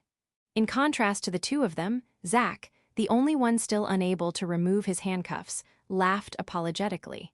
My arm, it hurts so much. What's going on? What happened? The two men driving the horses raised their voices, sensing the abnormal situation. At that moment, something leaped out from behind the piled-up luggage. Luke was slightly surprised to notice it. This was because even he hadn't been able to detect it until this very instant. They're terrifyingly skilled at concealing their presence. Who are they? It was two people wearing cloaks. They immediately took combat stances and remained vigilant. However, these two ran past Luke and headed towards the two men driving the carriage. Don't kill them. Understood. Judging that they held no hostility towards him, Luke shouted briefly to ensure his own objectives wouldn't be interfered with. There was a short reply. The two cloaked figures reached the remaining two men with incredible speed and pressed daggers against their necks. Whoa there, don't move. Slowly stop the carriage. Edge, who the hell are you guys? The man, unable to resist, asked with frustration seeping through his voice. However, the answer came from elsewhere. Hey, aren't those cannies and fellies? What are you doing in a place like this? Ahaha, it's been a while, Mr. Zack, and Lord Luke and Lord Alfred. Long time no see. The beastkin from that time. Luke recalled the incident at Dalkin's smithy. But that didn't matter much now. What interested him was their ability, the stealth skills that had even prevented Luke from sensing their presence. It hurts so much. Arbent, damn it, you bastards. You should be quiet. If you don't want to die. God damn it, please listen to me. We were just hired by some woman we don't know. Be quiet. As Fellies growled, the man yielded. When their hood naturally fell off, it revealed a turban wrapped around their head. Luke glanced at this while freeing Zack and Alfred from their restraints. Damn it. What the hell, this isn't what we were told. Weren't the people of this country supposed to be magic-obsessed backward folks who can't use skills? My arm is gone. The man cried pitifully, his face contorted as he complained. He definitely had no fighting spirit left. At this point, Luke had lost interest, but there were words that caught his attention. I see. Cuckoo, I understand everything now. As if a fog had lifted from his mind, Luke suddenly comprehended. He realized the true nature of the power dwelling within his body, different from magical energy, which had been unclear until now. That's right, this is fighting spirit, the power that resides in the strong and resilient mind and body of a warrior. And skills are the special techniques that sublimate this power. Cuckoo, I see. It's very similar to the relationship between magical energy and magic. Perhaps Abel. Lord Luke. What have you been talking about? Nothing, just thinking aloud. So why are you two, this is, damn it, earlier than expected. Just as Luke was about to ask about the circumstances of the beastkin, cannies, and fellies, who were inexplicably present, he sensed an intense magical presence. It was a very familiar magical signature, and Luke could clearly foresee what was about to happen. A magic circle suddenly appeared right beside him. From it emerged three people, Alice, Mia, and Eleonora. Oh, Luke. I'm glad to see you're well. Luke's enemy. What, is it already over? I was expecting a tough fight. As the situation became chaotic once again, Luke couldn't help but sigh. However, he consciously tried to think positively, realizing that with Eleonora here, at least the return trip would be easier. Hey, you, where was this carriage headed? Our hideout. I see, then lead us there. Huh. Okay, but please, spare my life. Get on with it. At first, it was meant to be just a way to kill time. But as he listened, it seemed these men had been hired by someone. This meant it was a planned operation. From Alice's account, Luke knew that the story about keeping his mother Julia was a lie. So why did they do this? To find out the mastermind's purpose. Heh, skills, quite a harvest. Now, I wonder who was foolish enough to try this on me. Luke gazed into empty space, a twisted smile appearing on his face. Section, in a room with modest furniture. Surprised, a woman in a nun's habit fell from her chair. What did you see? Nervously, she looked again at the crystal ball on the desk. The blonde boy reflected and it was no longer looking this way. It must have been my imagination, right? That scared me. It's okay, calm down, Nicole, it's okay. Settling her agitated heart, she began to calmly organize the information. Myerstra is supposed to be behind in all development except magic, but darkness could use skills. Perhaps someone from another country with high combat skills taught him. Otherwise, it doesn't add up. There were still many puzzling aspects. However, this was valuable information. What was meant to be just a preliminary investigation had yielded unexpected results. With this in mind, Nicole began to gaze into the crystal ball again. Section. Alice, why did you come? Isn't it obvious? Because I love you. I can't have a proper conversation with you. Mia, was it someone's orders? That's so cruel, haha. We got a report that Luke was being taken away in a carriage, and we were worried. So we got permission from Lady Julia and came to check on you with Eleonora's magic.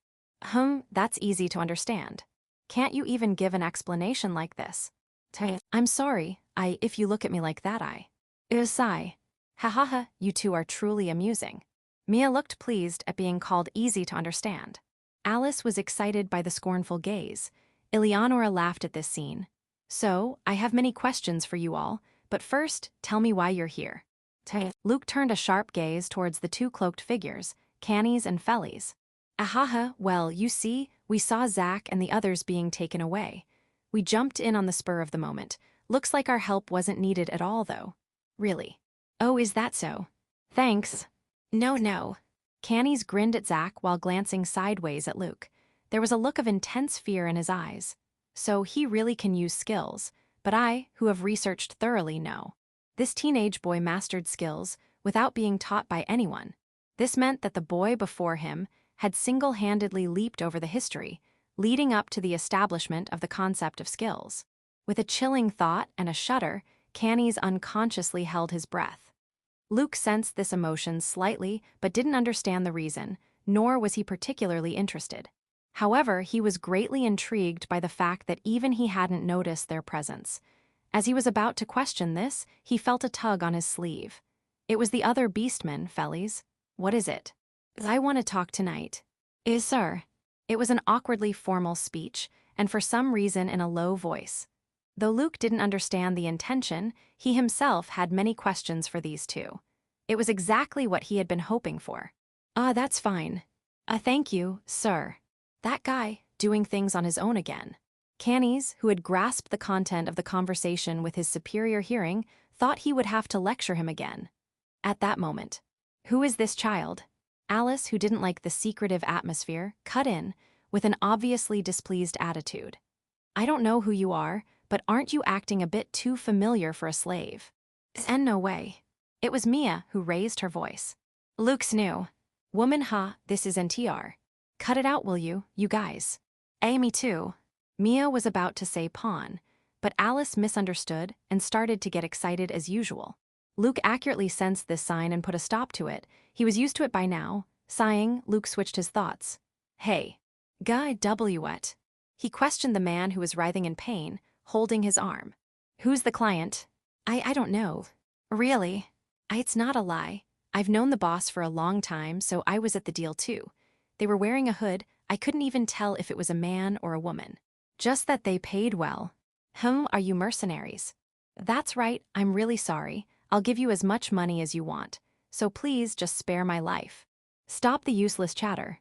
You just need to guide us silently. It had been a light-hearted feeling. Just like always, accepting a job and getting paid. That's all it was supposed to be. What the hell have we gotten ourselves into? Even if he regretted it now, it was all too late. They lacked the sense to smell danger and flee. Section. After a while, a cave came into view. There were 2 men who appeared to be guards. Hey, good work. I bet the noble brat was easy to. Sorry we messed up. Looks that way. Cold blades were pressed against the necks of the 2 men, driving the horses.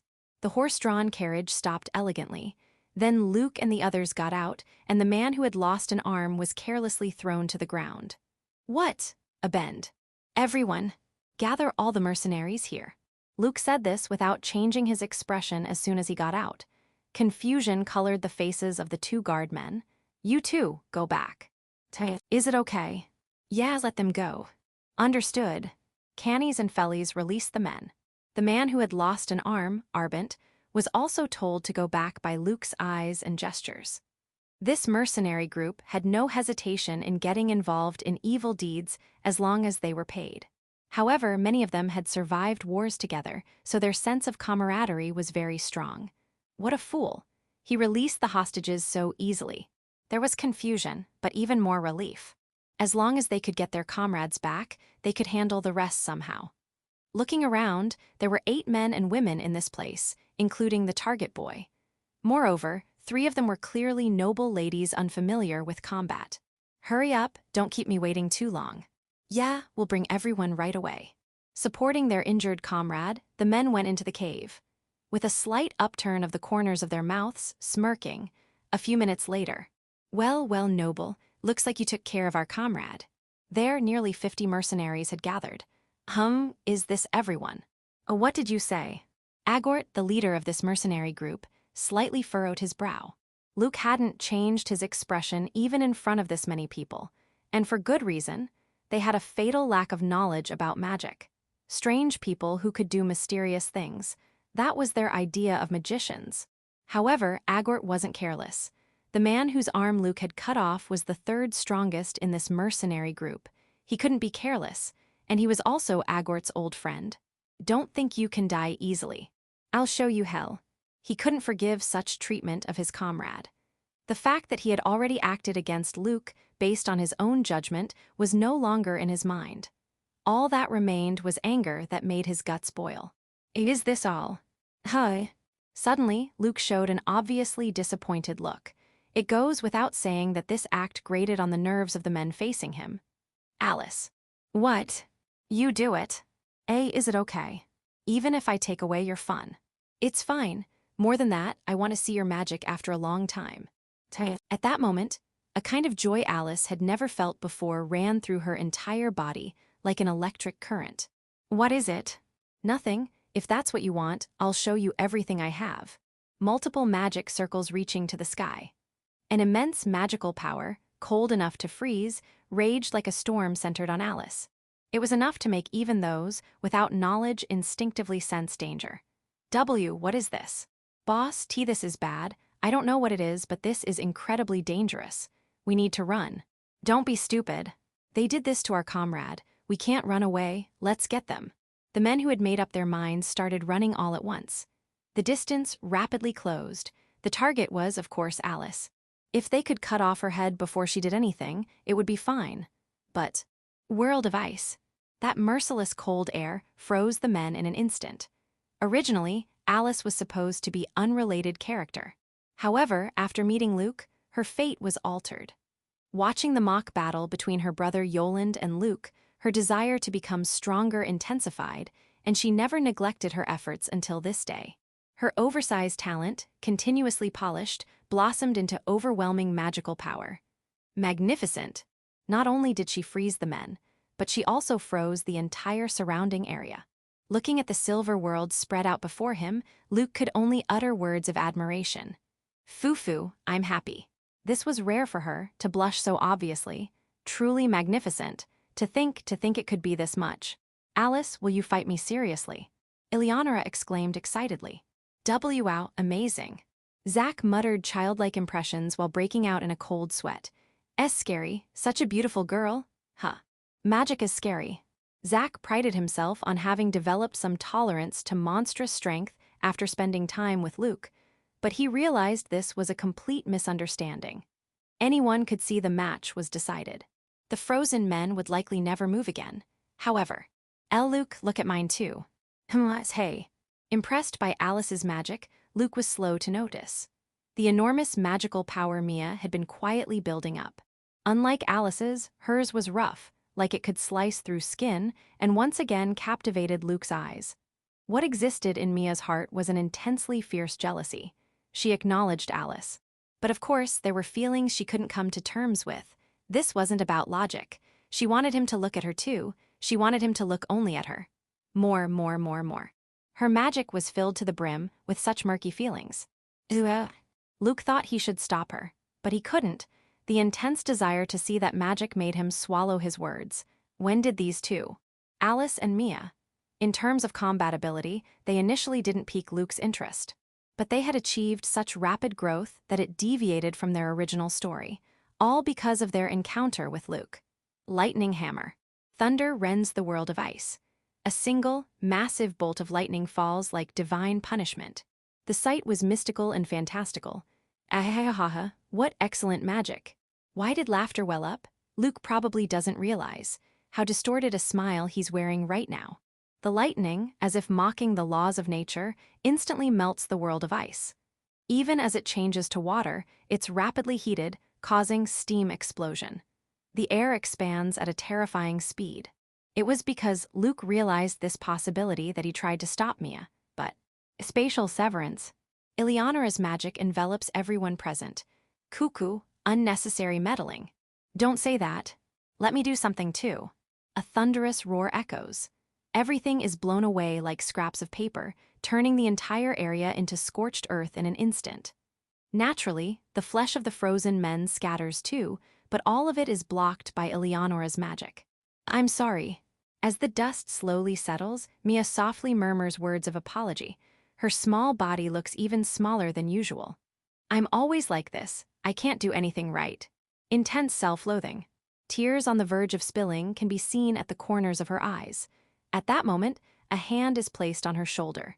You've trained yourself well to come this far. Thank you. What are you thanking me for? For Mia, there were no words more comforting than these. More poison was injected into her heart, already infected by sweet venom. At that moment, Luke casually looks into empty space. And then, he takes an action incomprehensible to everyone present. Well, how was it? Did you enjoy it? Dark magic absorption.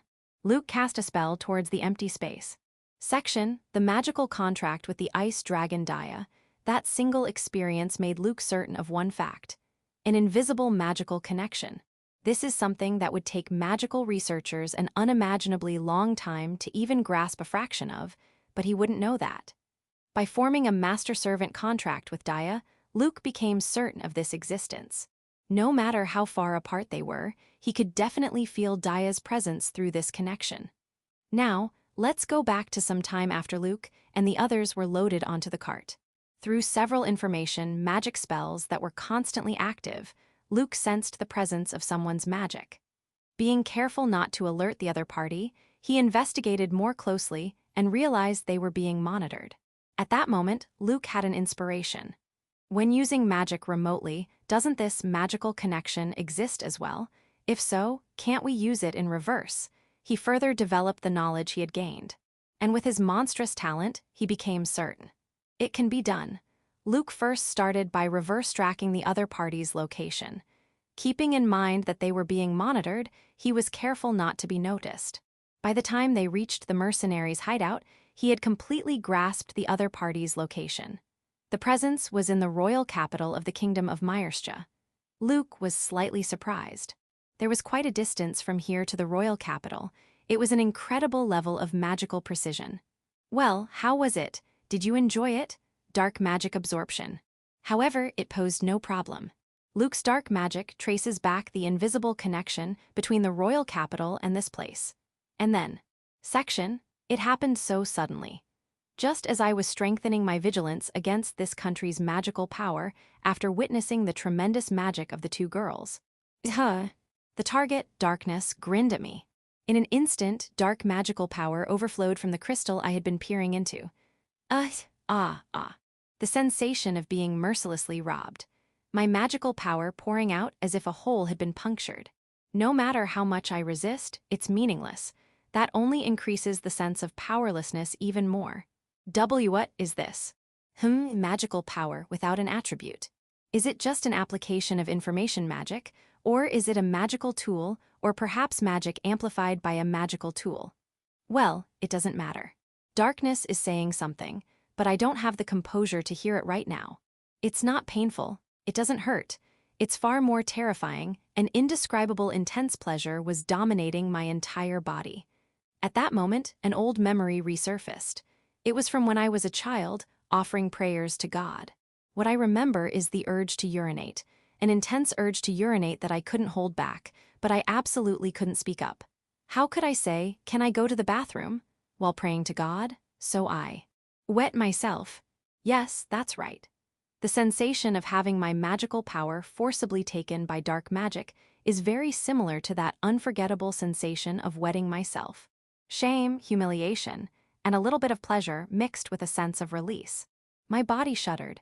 This is dangerous, extremely dangerous, My body twitches, and then I realize that I'm wishing for more. And no, Nicole, giving in to momentary pleasure is what fools do. Remember your loyalty to your master. First, take a deep breath, inhale, exhale. It's okay, I'm still okay. I muttered as if trying to convince myself. Listen, I'm in a good mood right now. I'll let you off this once. There won't be a next time, okay? Luke, what are you talking about by yourself? Cuckoo, it's nothing. Crack, crack. With those final words, cracks appeared in the crystal. Then, with a sharp sound, it shattered. All magical power was drained in an instant. My body still won't move and my legs are shaking. Truly terrifying. It's not just about pure combat ability. Even though I only heard his words briefly through the crystal, I understood it to my core. A dangerous charm that attracts others. If I let my guard down, even I, an enemy, might find myself trusting him. Darkness possesses a charisma befitting a ruler. I sense an atmosphere somewhat similar to my master. But I knew from the start that I couldn't win in direct combat with my abilities. It's okay. If we could have eliminated darkness this time, that would have been best. But first, we've gained this much information. This is a significant achievement. I sat back down at my desk and immediately began writing a letter. I must record everything I've experienced and inform my master. Darkness's power, charm, the magical power of those around him, and the sensation of having magical power stolen by dark magic is strikingly similar to wetting oneself, accompanied by an indescribable pleasure. I compiled not only objective information, but everything I felt. After all, we have no choice but to have him killed by someone close to darkness. Right. But those who were there are probably no good. I can tell. They already had the eyes of people infatuated with darkness. I need to investigate. There's not enough information. Overwhelmingly not enough. I need to gather more information. Because I, who don't possess anything special, can only fight with the small weapons I have. Chapter 4, You Are Like the Sun. Midnight. As darkness enveloped the surroundings and most were falling asleep. It's solved now.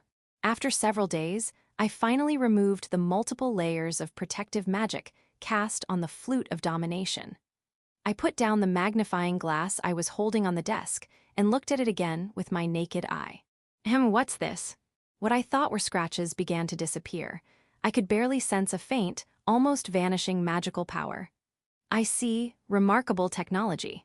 This must be some technology unknown to me. Probably something that activates when all the protective magic is removed. It was very cleverly hidden. But the information that can be conveyed with such weak magical power is limited. Perhaps it just informed the original owner that I had removed all the protective magic on this flute. Either way, I'm not running or hiding. Luke, are you still awake? A voice came from the bed. When I turned around, Alice was there, holding Dia. Lady Alice, Lord Luke has been staying up this late recently. Oh, is that so? Staying up late is no good. It's bad for your skin. These two seem to get along unusually well. Why is that? Is it because they're both ice? I thought it might be because Alice is my fiancée, but it's not like that with Mia. Well, that's also because Mia is inexplicably hostile towards Dia. Why are you in my room like it's natural? There's also a party tomorrow. If someone. It's fine, I asked Lady Julia, and she gladly gave permission. She said, have fun but in moderation. Mother. Mother is a kind person. No, she's too kind. Somewhat a bit too lenient. Lord Luke, may I ask you a question? What is it? I decided not to comment on the overly polite way of asking. I'm tired, why do you strive to become stronger? However, that question stuck in my mind. What do you mean? For 200 years, I have never seen anyone stronger than myself. Yet, Lord Luke defeated me. Why do you still seek strength beyond this? Ahem. I look into Daya's eyes. There's no ulterior motive, just pure curiosity. Well, for you who was born strong, this might be a natural question. The reason I seek strength, to achieve an absolute victory as a strong person, I suppose. That was my honest feeling. To obtain happiness, I have no choice but to keep winning. I've never doubted that I'm the strongest. But whether the strong always emerge victorious, that's uncertain. The weak devouring the strong. It happens quite often. The process of filling in those tiny gaps that the weak might exploit.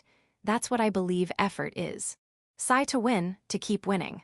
I didn't reject Luke, but accepted him. I think this choice wasn't wrong, but why do I keep getting swept up by those around me? Why do such intense people who make me think, was I really this kind of character? Keep gathering around me. Well, it's not all that bad. Foo-foo, that's so like you, but let's go to sleep now. Come here. Hey, don't casually try to seduce me.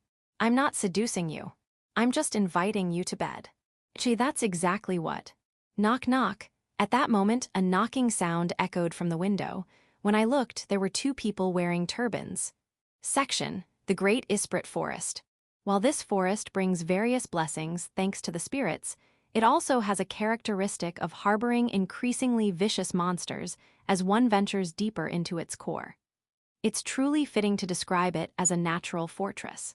And it's within this Great Isprit forest that the elven terrorist organization Vritra has established its base. I can't believe it, all of them have been undone, in just a few days. With a clatter, the young elf Arthur stood up abruptly. His unusual behavior was so apparent that everyone present stopped what they were doing and turned their attention to him. What's wrong, Arthur? After a brief silence, it was Marius, Arthur's childhood friend and the organization's second-in-command, who posed this question. Sorry, Marius, I need to think for a moment. I understand. Arthur placed his hand on his chin and began to ponder deeply on the spot. The atmosphere grew tense. However, this behavior wasn't unusual for Arthur. For those who knew him well, it was rather a familiar sight. Everyone remained still, waiting for Arthur's words. There was a hint of anxiety in their hearts. For Arthur to interrupt all his ongoing work and engage in deep thought meant that there was an urgent problem at hand. However, there was a trust far greater than the anxiety, a belief that everything would be all right. There was an unwavering, absolute trust that Arthur would always make the right choice. But we have no choice but to quickly wage war and destroy them. What, Arthur, you mean destroy the Beast Kingdom? Arthur's words were not something that could be easily accepted, no matter how much trust they had in him. No, Marius, that's not it. Then where? On the opposite side of the Great Isprit Forest from the kingdom of Myerstia lies the country of the Beast People. That is, Regalio Beast Kingdom. This country has no king, and all important decisions are made by the Beast King Council, the highest executive body composed of the leaders of each tribe and heads of various institutions.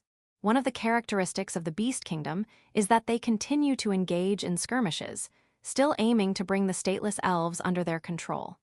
Hence, Marius asked if they were going to destroy the Beast Kingdom. However, Arthur's answer was, the one we must destroy is the kingdom of Myerstia. What? Marius wasn't the only one unable to hide his surprise. Everyone was so confused that some even dropped what they were holding. Arthur, you must have a reason for this. Yes, all the protective magic cast on the flute has been undone. It's probably dark magic. At this point, they were beyond surprised. They were left speechless. Everyone here knew that the flute had incredibly advanced protective magic cast on it in multiple layers. There must be some mistake. It's a fact, we don't have time to turn a blind eye. If the technology of that flute leaks out, centuries of effort will be wasted. Everyone, please understand that we're in a race against time. The atmosphere tightened instantly. They had just realized anew how serious the situation was. However, Myerstia is an ancient great nation. We'd prefer to avoid coming out in the open and becoming their target. Once again, Arthur sinks into contemplation. As before, no one interrupts him. Everyone simply watches in silence, and then, let's complete the flute and control numerous monsters with it. We'll use this to cause a stampede. We'll make it look like the Beast Kingdom is behind this and turn them against Myerstia.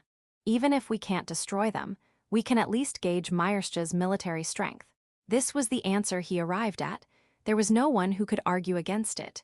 We'll execute this plan in about 3 months from now. I'm counting on all of you. Completing all preparations within this 3-month period is by no means an easy task. Everyone will have to work desperately day and night, and even then, they might barely manage to get the minimum arrangements in place. Nevertheless, leave it to me, Arthur. 3 months, that's more than enough time. Shall we get started then? He's so troublesome, just kidding, I'll do it. I'll do it, okay. Geez, if Arthur says so, we have no choice. I'll do my best too. They accepted Arthur's request with smiles. That's how tightly they were bound by family-like bonds. Thank you. Arthur expressed his gratitude while looking at these lovable comrades. And so, the elven terrorist organization Vritra begins to move, to fulfill their long-cherished wish of achieving true freedom, never to be controlled by anyone again.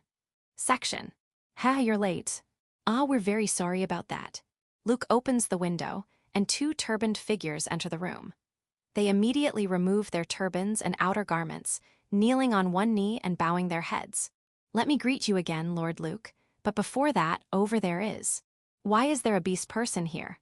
Alice's eyes fill with contempt. The mere fact that they are beast people is reason enough for disdain. This is the normal value system ingrained in the kingdom of Myerstia. Ignore them, this is. I'm Luke's wife. For a moment, Luke hesitates. The fact isn't entirely wrong, and explaining would be troublesome. Therefore, well, that's fine. It hurts. Due to Luke's statement, Alice blushed more intensely than she ever had in her life. She unconsciously tightened her grip, causing Daya, whom she was holding, to groan. Perhaps fortunately, Luke didn't turn around. So, who are you two? Without paying any attention to such matters, Luke inquires very concisely. Who are they? The skills I saw back then were truly impressive. Not the movements of adventurers or knights. If so. Yes, we are members of the Beast Kingdom's covert operations. Yes. Hathy. Luke smiled slightly at the answer, which was mostly as he had expected. However, something still bothered him. Regalio Beast Kingdom, I don't know why such a country suddenly comes into play, but I didn't expect them to be this incompetent. What's the point of a beast people country sending beast person assassins? Didn't they consider the possibility of failure? My real name is Doguru. I'm Nicole.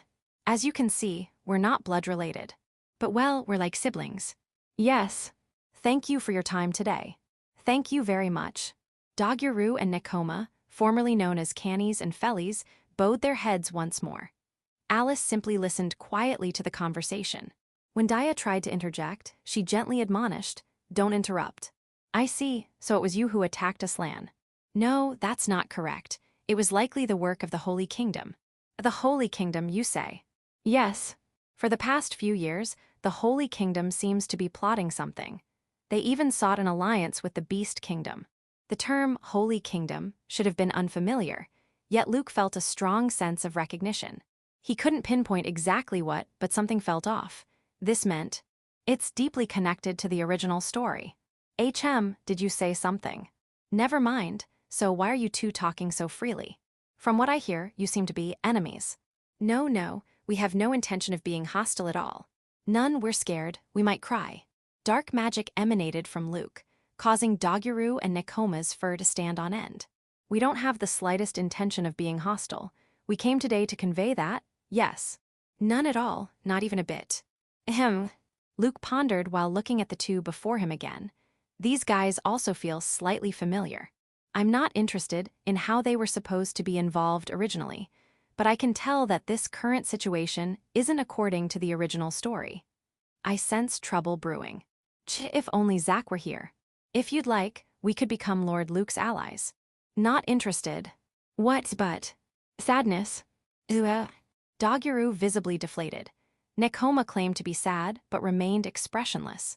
However, Luke's decision remained unchanged. He had no need for those who would switch sides so easily. He could use contract magic to prevent betrayal, but the disadvantages far outweighed the benefits. Gaining just 2 pawns would increase his enemies and complications exponentially. Their skill in completely erasing their presence and their agility were impressive when he saw them earlier. But for Luke, it was something he could replicate after seeing it just once. We've done extensive research. This country relies heavily on magic, and most people don't even know about the existence of skills. If I may be blunt, Myerstra is lagging behind the times. What are you getting at? The clear establishment of skills only happened a few decades ago. While relatively recent in history, skills are already recognized in most countries, and it's common for warriors to acquire them. Indeed, Luke realized he had never heard the term skill from others in his daily life. Perhaps this country was more behind than he had imagined, just as the beastmen before him suggested. It's not hard to imagine that it took numerous masters countless years to finally establish these special abilities called skills. Doguru raised his head and looked straight at Luke. And yet, Lord Luke, you mastered them all by yourself. Even though you shouldn't have known anything about skills, I trust my instincts. Making an enemy of Lord Luke would be even more foolish than making an enemy of the Beast Kingdom. So please allow us to serve you, Lord Luke, I beg you. Please, we beg you. Luke watched as the two bowed their heads again, and he thought, I don't need them. Once again, Luke's decision remained unchanged. For now, he had no need for a secret organization, nor did he foresee needing one. Above all, he only sensed trouble if he accepted them. Therefore, he considered how to refuse them. It would be easy to send them away. But these two seemed unusually passionate, so there was a possibility they would persistently follow him in the future. A brief silence enveloped the scene. All right. And then Luke spoke, very rash words. I don't see the need for just you two. Bring me the entire secret organization of the Beast Kingdom. If you can make them all defect, I'll accept you as my pawns. These words weren't the result of deep thought or scheming. It was merely a spur-of-the-moment idea to get rid of these two beastmen who seemed likely to cause nothing but trouble if he got involved with them. Will you at least promise us a semblance of a human life? After a while, they quietly asked Luke. Of course, I have no hobby of discarding my pawns. I'd even be willing to form a contract. But for you two, that's impossible. We understand.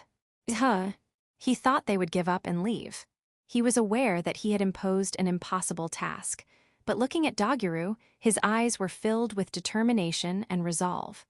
We will definitely bring all our comrades. Then, we'll take our leave. No, wait. You. Doguru and Nekoma's figures vanished. Surrounded by emptiness, Luke wondered. Why does it always turn out like this? Why do things never go exactly as he plans, even if just a little? But even with Luke's terrifyingly brilliant mind, he couldn't find the answer. As expected of you, Luke, you've gained more pawns again. As expected of Lord Luke. It's foolish to dwell on things that can't be helped. I'm going to sleep. Let his future self deal with the troublesome events that are likely to occur. Luke went asleep, turning his back on everything, thinking about tomorrow's party as he drifted off. Section, think, what would Luke do at a time like this? In the dead of night, when even the plants sleep, Abel secretly grips his sword. To protect what's precious. Lily was nowhere to be seen since morning. They were staying at the same inn, and they always had breakfast together, but that day Lily never came down from her room no matter how long they waited. I've been searching everywhere but can't find her. Running. I've searched every possible place. I've asked all sorts of people, but no one has seen her. My anxiety only grew, and before I knew it, the sun was starting to set. If I can't find Lily by the end of today, I'll ask Luke for help. He'll probably refuse at first, but he'll end up helping somehow. He'll surely find her with surprising ease, while mocking me for not being able to do even this much. If I told him this, he'd definitely deny it, but I know better. But, black hair, red eyes, just as we were informed, you must be Abel. Still unable to find her. I was about to turn on my heel to go ask Luke for help in searching for Lily when someone called out to me. There stood a rough-looking man with an unkempt beard. Who are you? No questions, come with me. You won't refuse, right? In that moment, I understood everything. This person knows where Lily is. Are they going to take something away from me again? I clearly felt a dark emotion beginning to stir within me. It's truly exasperating. All the happiness in this world seems as fragile as glass, ready to shatter at any moment. I should have known, I really should have known better, but happiness always deceives me. It makes me believe it will last forever, like sweet honey that's truly troublesome. Hey, don't get any funny ideas, all right? I won't do anything. This is no good. My emotions are running high. I need to stay calm at times like this. If it were Luke, he probably wouldn't lose his composure even a little. Following the man's lead, we left Gilbadia. We came to the wasteland near the Isprite Great Forest, a place I often visit for adventuring. I've brought him, you guys. The man guiding me suddenly called out. Then, people started appearing from the shadows one after another. 10, no, maybe 15 people. Sorry about this, kid. Well, we do have a request, but to be honest, this is personal. I believe this is the first time we've met. You know that brat Luke, right? We're the remnants of the mercenary group that kid crushed. I couldn't immediately understand what was happening. A mercenary group crushed by Luke? What are they talking about? Well, to put it simply, it's revenge. I didn't see it myself, but looking at the state of our hideout, it's clear how dangerous that Luke brat is. Our leader couldn't beat him. We probably can't either. So, we thought we'd destroy everything precious to him. Why? Why does this world allow such trash to live so shamelessly, darker and darker? My heart is being enveloped by darkness. That brat took away my most precious family. Hey, could you forgive that? Could you forgive it if you were in my shoes? Can you understand the despair of coming back to find everything destroyed? Luke doesn't show mercy to his enemies, but he's basically indifferent to those who aren't his enemies. Didn't you do something to Luke first? Shut up. Die. I avoided the sword swung at me without warning and took a backstep. First, I needed to create some distance. Contrary to the burning anger, my thoughts were very clear, and I could see the opponent well. I could feel my senses sharpening. Is Lily safe? Who knows? Worry about yourself. Get him, you guys. Body enhancement. What? He's fast, be careful. First, one level. There are many opponents. If I make a mistake in dealing with them, it's over. I don't have wide-range attack methods like Lily or Luke, so I need to fight them one-on-one repeatedly. I accelerate towards the man at the edge again. But, body enhancement slash. The man accelerated too. Moreover, faster than me, I barely avoided it and distanced myself. Don't underestimate us, kid. Everyone here can use such basic skills. Skill, it was an unfamiliar word. Was it not magic? But I felt like dots connected into a line within me. Luke's swordsmanship during the battle with the ice dragon, and the power swirling inside me, different from magic. I sensed that same power from these men. I see, no matter how much I practiced, I couldn't do it. I wasn't supposed to use magic. Come on, struggle all you want. After we kill you, you're next. We'll kill all of Luke's friends, family, and lovers. Scum. Rage coursed through my entire body, making me tremble from head to toe. I wanted to kill them right now. Such people absolutely deserve to die. They have no right to live. Cuckoo, you're truly foolish, Abel, to let your emotions run wild over something like this. I felt like Luke was laughing at me. You're right, I really am an idiot. I can't lose sight of what I need to do now. I slowly exhale, clearing all unnecessary thoughts from my head. I'd never say it because it's creepy, but whenever I hit a wall, I always think, what would Luke do? Hey, what's wrong? Is this all you've got? Zahi. Dodge, deflect, but everything is by a hair's breadth. One misstep and it's over. Such exchanges continue. Each of them is strong, very strong. At this rate, I'll lose. Am I going to fail to protect anything again? No, who's giving up? Ha ha, think. What would Luke do at a time like this? What are you mumbling about? I'll give you credit for your tenacity, but this is getting tiresome. Just die already. I'm not good at manipulating magic. These people have no openings, so I can't activate body strengthening anymore.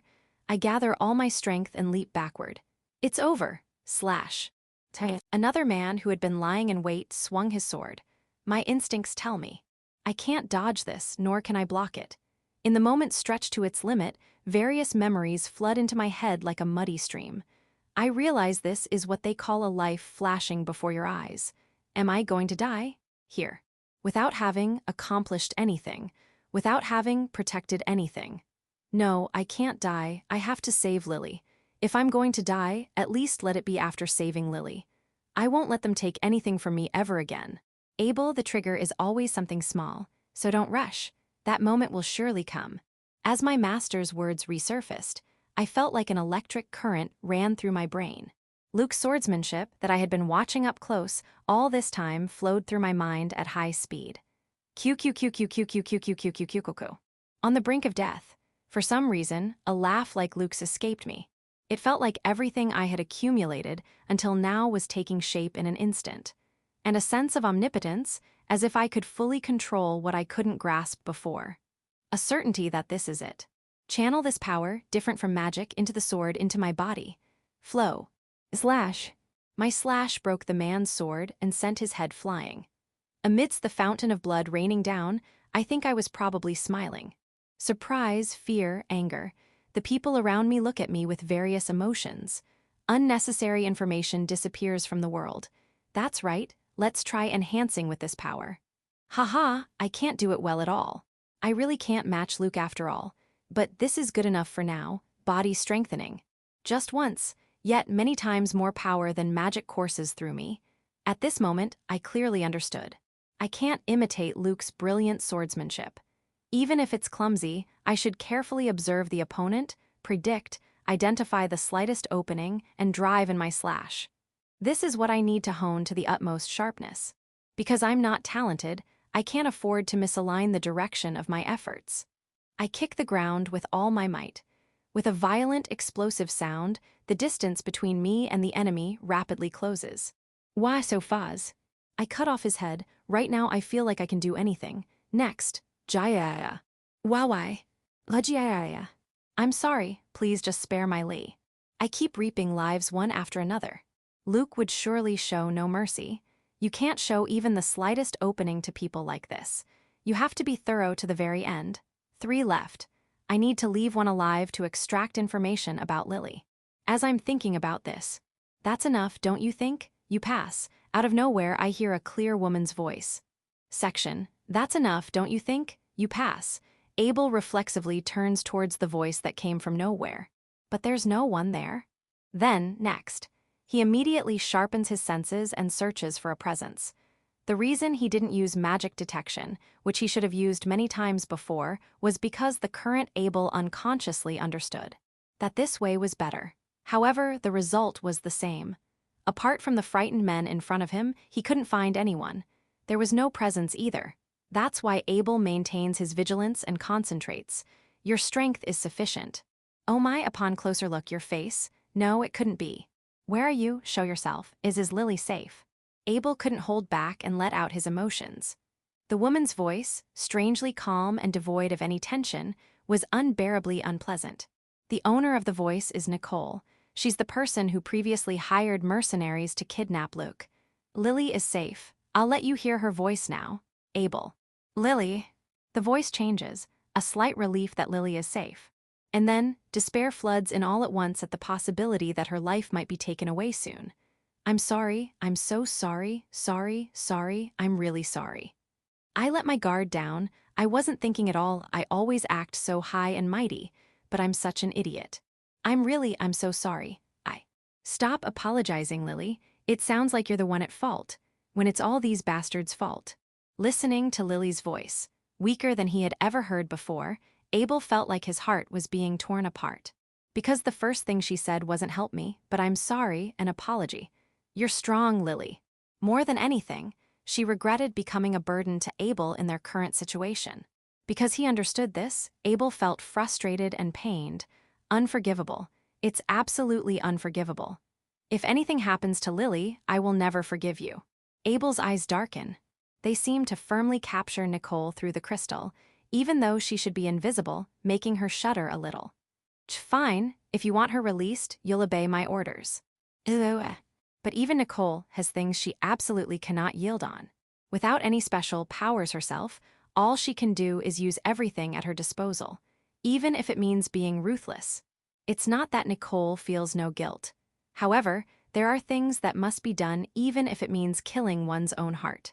That's all there is to it. Therefore, she gives a choice. Kill Luquizaria Gilbert by the day after tomorrow. If you do, I'll release her. In that instant, Abel experiences despair as if his heart has been grabbed. Lily or Luke. A forced choice between the two. A. Unable to accept it immediately, yet faced with the reality that he doesn't have the power to change the situation, Abel felt as if the night had become even darker. I'll say it one more time. Kill Luquizaria Gilbert by the day after tomorrow. If you do, I'll release her. Nicole gave a choice, but she didn't give time.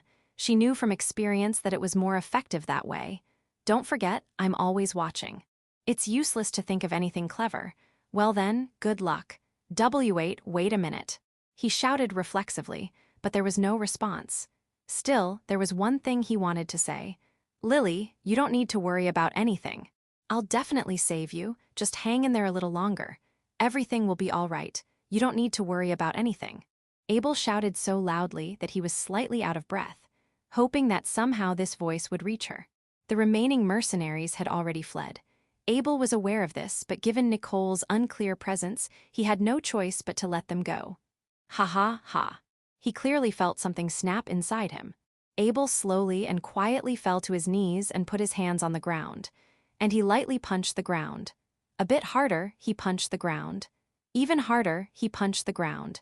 It gradually increased in intensity. No matter how much blood flowed from his fists, Abel continued to punch the ground without stopping. Again and again and again. Ah! A scream that tore through the night's silence. Frustration, his own powerlessness, anger, hatred. Abel screamed as if spitting out all of these emotions mixed together in a jumble. I can't protect anything. No matter how hard I try, I can't protect anything at all. Nothing at all. Tears fell drop by drop onto the ground. He was frustrated, unbearably frustrated. Abel really hated himself for only being able to clench his teeth in frustration. He felt miserable and empty. Kill Luquizaria Gilbert by the day after tomorrow. Nicole's words resurface. He's forced to remember how cruel this world can be. What am I supposed to do? What am I supposed to do? There was no one to lend a hand to Abel, as he could only hang his head and sink into the depths of despair. There's no power to save everything. Then I have to make a choice. Section, as the sun was about to reach its zenith, Mia walks through the streets of Gilbadia, her head slightly bowed. The city is full of life. So much so that there's not a place where the passing people aren't visible. For Claude, who rules this land, the people are merely tools to enhance his own reputation. His pride wouldn't allow the king or other nobles to doubt his skills as a lord. Therefore, there's a gentleness in this land that's like being soaked in sweet honey, making one wish to be ruled. However, that's a happy thing. After all, what matters most to the people is whether their own lives are prosperous, regardless of the reason. A nice city. Everyone seems to be sweating and very busy. Yet, there's a sparkle in their eyes. They're living today to the fullest of their own will. In contrast, how about herself now? Last night, Mia was severely scolded by her parents.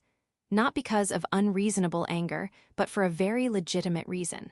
She had gone to Gilbadia alone, without informing her parents. Naturally, this unannounced visit was nothing but an act that tarnished the name of the Lennox family. This was unbecoming of the third daughter of an esteemed count's family. Wait, why am I?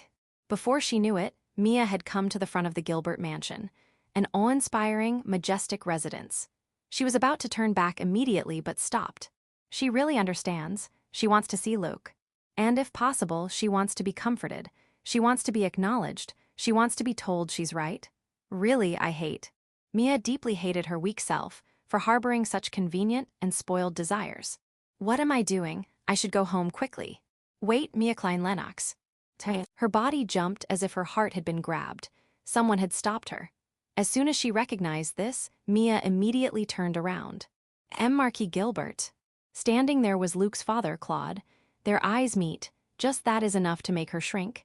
As expected, this person is Luke's father. Eyes that seemed to see through everything. They were exactly Luke's eyes. What are you doing?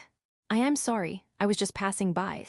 I see, since you're here, come in, let me entertain you. And no, that would be. Surely, you're not refusing. Why yes, I'll intrude. She had no choice. Section. Ugh. It's awkward. In the room she was guided to, there are only Claude and Mia. Mia's eyes dart around, feeling so awkward she can't even taste the tea. You seem to lack confidence in yourself. Why is that? But that silence abruptly comes to an end. Claude's words pierce Mia's heart. It was spot on. She's at a loss for words. However, Claude didn't rush Mia. I often lose sight of my surroundings. And then I always overreact, causing trouble for various people. This time, too, I've greatly inconvenienced you, Marquis. I'm truly sorry. Mia bowed her head, for selfishly coming to the Marquis Gilbert's territory without any notice. Ahem. While looking down, Mia peeks at Claude's reaction. Let me tell you about the one thing I don't possess. Huh. That was a response Mia never expected, but Claude continued talking, regardless of her confusion. It's attribute. My magic power doesn't have an attribute. Hess, when I was young, I was quite furious about it. Why doesn't my magic power have an attribute? Well, even without an attribute, ordinary magicians are no match for me. At that moment, Mia remembered. Luke's presence was so overwhelming that she had forgotten, but the Gilbert family hasn't been blessed with attributes for several generations. But what about you? You have 3 of the attributes that even I don't possess. Be proud. Yeah. Mia finally understood. She didn't know the reason, but she realized that Claude was encouraging her. Above all, Luke chose you. That alone is reason enough for me to acknowledge you. Thank you very much. Claude had almost accurately seen through Mia's inner thoughts. There was no lie in his words. Of course, there was some calculation that stabilizing Mia's mental state would ultimately benefit Luke, but still. Luke takes after me in his eye for women too. Though he's a bit clumsy. Mia's pure and straightforward personality was also favorable to Claude. Above all, he had the capacity to recognize talented individuals. Of course, if they became enemies, he would show no mercy. Well, let's end our talk here. You came to see my son, didn't you? No, yes, that's right. Then I'll have someone guide you immediately. Thank you very much. Mia bowed her head in sincere gratitude. Her heart became a little brighter, and she was able to feel a bit more positive. However, about a minute later, when Mia arrived at Luke's room and encountered a naked Alice, she would end up flipping over with a strong sense of déjà vu, but at this point, she had no way of knowing. And she also had no way of knowing that today would become a special day for her. Section. Several luxurious carriages dash across the plains. Their appearance is so grand that it would inspire awe in anyone who saw them. However, considering that one of the passengers is among the noblest in this country, the security is unusually light. I'm so excited to see Luke-kun after so long. Yeah, I want to go home. Did you say something, Edmund? No, nothing. Palpon, the second prince of the Myerscha kingdom. Sitting next to him, the secretary Edmund imagined the calamity that was about to occur and his future self, who would likely have to work very hard. His stomach started to ache. Oh no, we really came without telling the king anything. What are we going to do, seriously? Feeling the comfortable sway of the carriage, Edmund nodded along with a resigned smile to Palpon's words, who was talking with utter joy. Section, oh, if it isn't Mia. Good morning, or should I say good afternoon? That doesn't matter. Why are you not wearing clothes so often? Put them on quickly. The sound of a knock echoed, and Luke, properly dressed, came out. The moment he realized it was Mia, for some reason, Alice, who wasn't wearing any clothes, peeked her face out. It might mean that she trusts Mia enough to do so, but for Mia, this was too much to handle. Luke, say something too. Why are you so calm? Really, why aren't you wearing clothes? I dislike cumbersome things. Clothes are one of them. I see, isn't the right response. How can you be satisfied with that? Why? 10 people, 10 different sensibilities. It's pointless to think about it. That's right, Mia. Do you understand? Why does it feel like I'm the strange one here? I don't understand. I don't understand anything anymore. What's right and what's wrong? Mia lost her guide for living tomorrow. So. However, Alice's next question instantly brought Mia's vague consciousness back to reality. Did you come to have sex with Luke too? With just that question, her mind went blank. In response, her face turned bright red. See. Oh, you want to do it 7 times. That's a lot. That is a lot. That's not it. To be honest, Mia knew. what kind of relationship Luke and Alice had. Of course, part of her wanted to reproach them for what they were doing. She understood in her head that it wasn't something to be praised. But the fact is that there was a feeling of envy in a corner of her heart. Therefore, she hesitates. She knows that now is the time to take off her mask if she's going to, but it's not easy to remove something she's been wearing since birth. You're my fiancé too, I don't mind. I want to. Before she knew it, she had said it out loud. Realizing a few seconds later that her face had turned bright red, she immediately looked down. Luke's words had sweetly melted Mia's heart, far too easily. Then, let's do it, the three of us. Hey, you get out. No, but you don't want to see the body of a woman other than yourself, right? Because it's gross. It's not gross. It is gross, especially thigh. Where are you pointing? On this day, Mia experienced her first time. For her small body, it wasn't just pleasant, but there was certainly happiness there. And she became just a little bit more refined. Section. Powerful nobles gather one after another at the venue. Not just those from the noble faction, but also a few from the royal faction can be seen. At the entrance of the venue, several knights belonging to Marquis Gilbert are lined up. While it's an unusual sight for a noble's party, there was a clear reason for it. This is an ice dragon, you say. There was a being looking down on them, who should have been given the most noble status, with insolence. An ice dragon. It was a welcome that none of those present had ever experienced before. Many nobles have an aptitude for magic. Therefore, they understood all the more how much of a monster the being before them was. Its magical power was so enormous, violent, and freezing. Seeing is believing indeed. The tension in the air was so thick that if this monster showed even a hint of hostility, moved even a finger, it would immediately cause a state of panic. Everyone, please be at ease. At that moment, one of the knights spoke up. This ice dragon is completely under Lord Luke's control. Please be at ease. However, the words of a single human lacked persuasion. The nobles remained frozen in place, unable to move. But this was all according to plan. One of the knights gave a signal. Receiving it, Dia, the ice dragon, slowly opened her mouth, recalling the phrases she had practiced many times. Welcome, thank you for coming. She bowed her head slightly, inwardly regretting the small stutter. The sight filled all who witnessed it with awe. The eldest son of the Gilbert family was a monster. He had such a powerful being under his control. There was no room left for doubt. Can I take a closer look? This is Ga. Though still hesitant, the nobles began to make their way into the venue. Seeing this, the knight thought his job was done and let his guard down. When someone addressed him and he saw their expression, he involuntarily recoiled and blurted out Ga, a terrible blunder towards someone of higher status. I deeply apologize. Welcome, Lady Amelia. He quickly bowed his head to cover up his mistake, but it was understandable. The Amelia the knight saw was strangely out of breath, with drool at the corner of her mouth and eyes completely gone wild. I knew it, that collar is made with dark magic, Dia was just as confused as the knights present. With her draconic senses far superior to humans, she could easily tell that most people felt fear towards her. But the human female before her was different, clearly different. Something was off about her. I'd better stay quiet for now. The thought of not wanting to cause Luke any trouble made her choose silence. Dia didn't know that the emotion Amelia was feeling was called curiosity. The magic of elemental dragons even affects their environment. That's why ice dragons' habitats are covered in snow. But this collar is absorbing the ice dragon's magic. And not only that, it allows the collar to exist semi-permanently because of it. This is insane. Luke, you're as amazing as Ev. Sister, please mind your surroundings. For some reason unknown to Dia, the human female in front of her suddenly started shouting. Dia's confusion deepened, but then another human with a similar scent appeared and stopped her.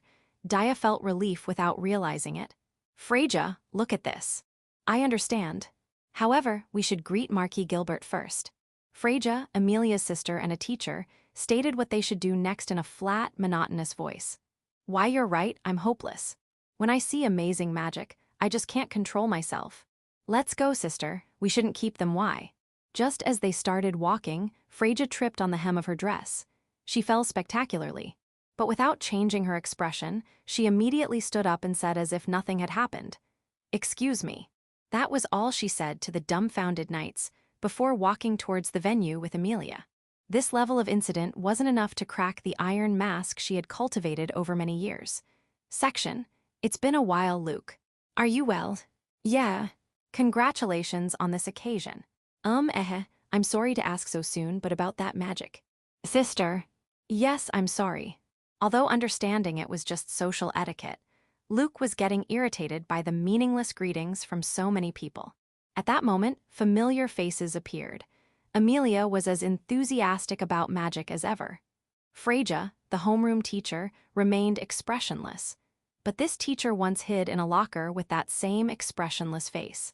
It's harder to tell what she's really thinking. For a while, the conversation remained trivial. However, "So, when are you going to the Empire again?" What? The shock hit me so hard my thoughts completely stopped. My head filled with question marks. How do they know? The purpose is to observe the Sword Saint Festival. Departure is 1 week from today, right? Wait, how do you know about that?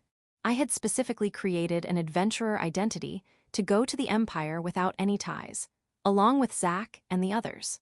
That plan had just now evaporated. Where did I go wrong? Where on earth did I?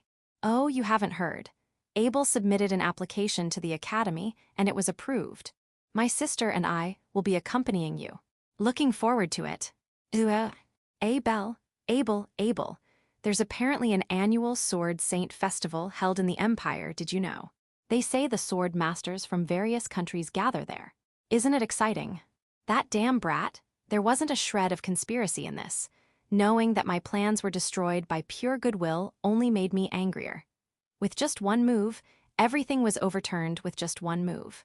What the hell, are you really at the center of everything? Ah shit, I can easily imagine Abel's carefree, beaming smile. Sigh, now what? Just as I was feeling like I wanted to go home and sleep immediately, I noticed the nobles were strangely restless. Is that? The reason for their restlessness became clear quickly.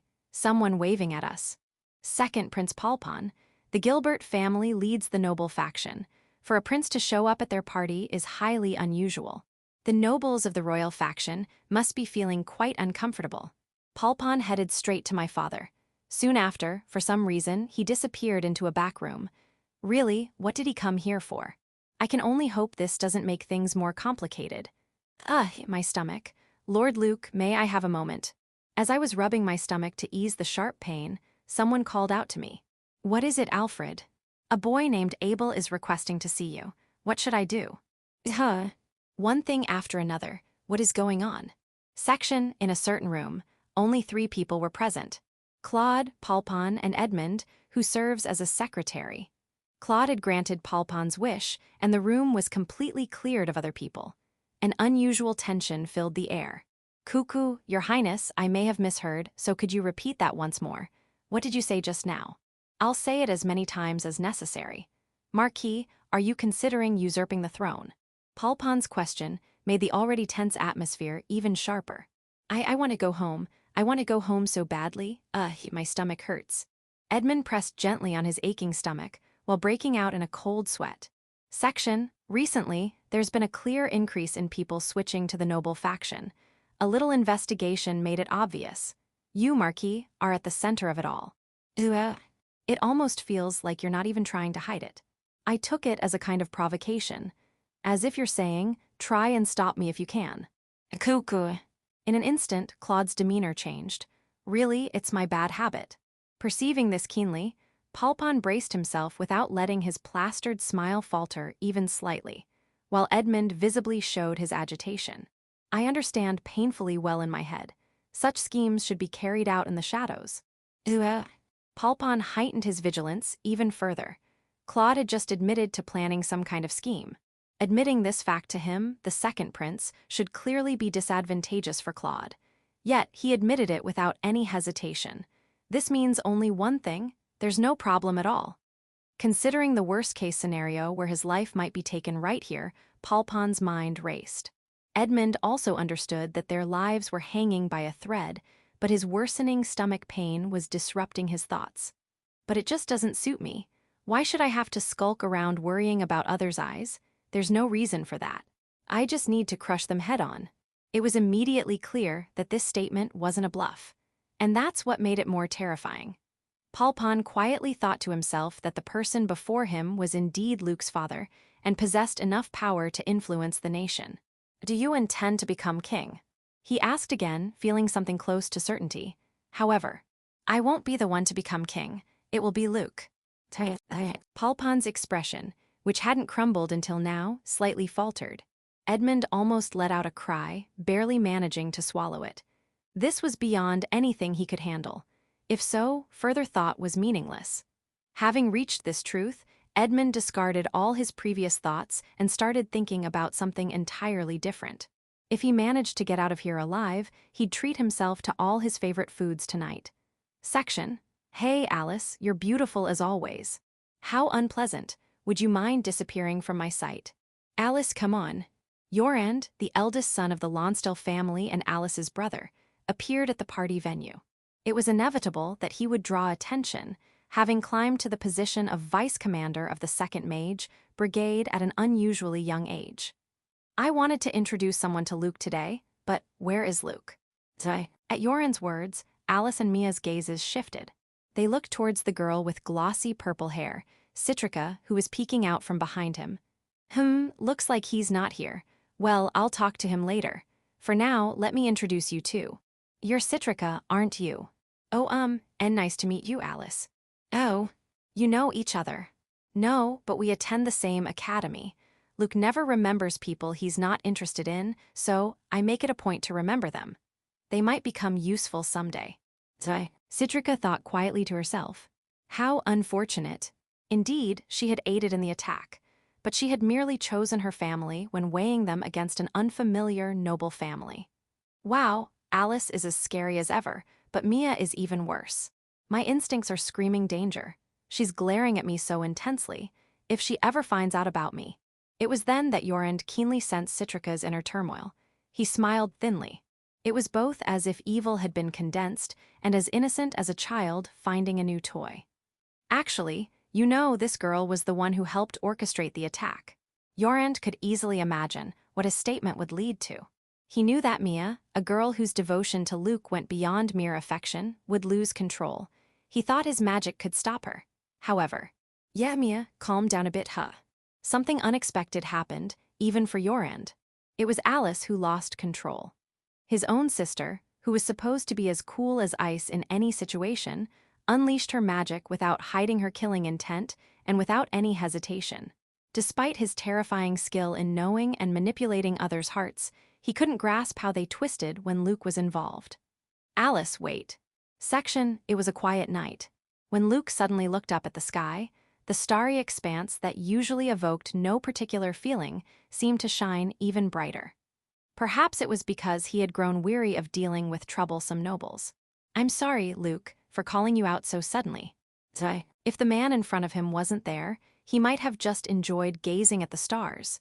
But fate wouldn't allow that. Really, I've rarely seen someone so bad at hiding things.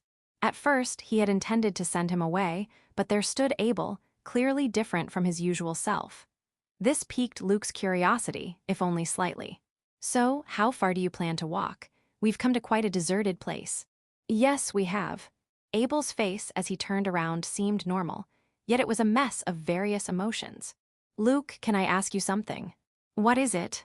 "If there were 2 people you wanted to save, but you could only save one, what would you do, Luke?"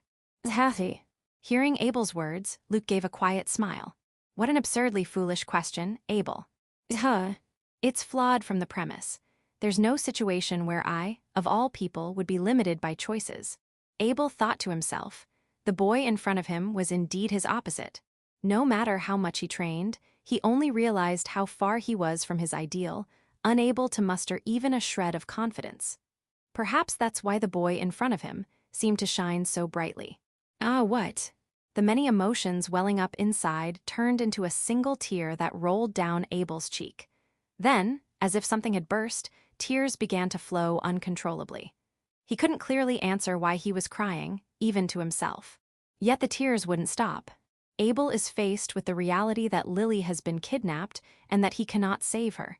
However, Luke didn't know about this. Why did he suddenly start crying? He was called out suddenly during the party, and slightly intrigued, he followed along. Then Abel asked an incomprehensible question and suddenly started crying. It was beyond understanding now. Abel and Luke. At this moment, there was an incredible temperature difference between the two. Luke, what is it? Abel raised his tear-stained face and called out, almost clinging to Luke. Luke, feeling an unpleasant sensation towards something he couldn't comprehend, reluctantly responded. I don't know anymore what's right and what's wrong. He couldn't be like Luke. He couldn't save everything. Even as they spoke, there was a possibility they were being watched, potentially putting Lily's life in danger. Abel had no time or leeway left, so, Luke, I want you to fight me. Abel drew his sword while crying. No, he had no choice but to draw his sword. Section. He suddenly started crying, and then suddenly drew his sword and asked for a fight. This was emotional instability to an extreme degree. I don't understand what situation this guy is in right now, nor do I care. However, Sword of Darkness. Darkness condensed into a sword in my right hand. When challenged to a fight, there's no option to refuse. All right, come. Zahi. Abel didn't move immediately. How much time had passed? The more I concentrated, the more unnecessary information fell away. Still, this irritation wouldn't disappear. The reason why this guy in front of me challenged me to a fight, such things don't matter. But the fact that he came at me in a state of hesitation is thoroughly infuriating. Abel moved, a frontal slash with no ingenuity, no spirit, no killing intent. This isn't even an attack, it's just an insult. You fool. Iga. I knocked him flying, just like when we first crossed swords. I don't care about your reasons, come at me seriously. After all, you can't beat me anyway. Zahi. My words spat out in irritation. I wonder how much meaning he found in them. I'm sorry, I am sorry, thank you, Luke. Zai. For some reason, I received an apology, and for some reason, I was thanked. I don't understand the meaning at all. I don't understand, but I'm certain that a fighting spirit has taken residence in Abel's eyes. Heh, I'll say it again. Come. Body strengthening. A trace of magical power. And then he moved, a slash nothing like before, a serious slash. That's more like it. To twist down an opponent who comes at you with all their heart and soul, that's good. That's how it should be. Otherwise, there's no meaning. Still an honest sword as always. A sudden stop. That movement of Abel's was unexpected. Haya. With a fierce battle cry, a kick aimed solely at catching me off guard. I can barely defend, but my posture is bad. I jump back voluntarily to break my fall. Next. Haha, you're doing some quite ill-mannered things, aren't you? Who are you imitating? No need to think about it. This is something you learned from Sir Alfred, something I would do. Ahahaha. You really are disgusting. Techniques are meant to be stolen. You've been watching me. No, I should say you've been observing me. Body strengthening. Even faster, body strengthening. Even heavier, body strengthening. Body strengthening. But the movements are more complex. That sword, weaving in multiple feints trying to deceive me, I'll admit it. The fact that you've grown too. When we first faced each other at a Slan Magic Academy, I thought I could win with my eyes closed, but now I need to keep them open to win. Your moves have become more unorthodox, and your sword more refined. Slash. A strike aimed at the gaps in my consciousness. It seems you've learned to use skills too. An unforgiving first-time kill, taking advantage of the fact that I didn't have this information. Dark slash. Ahi. However, there's nothing you can do that I can't. Abel interrupted his slash midway and immediately jumped back. A desperate judgment, you could say. The difference in grade between techniques and skills. If you had met that head-on, the match would have been decided for sure. It seems you've grown a bit, but in the end, you're still not even close to my level. After all, it's just an imitation of me.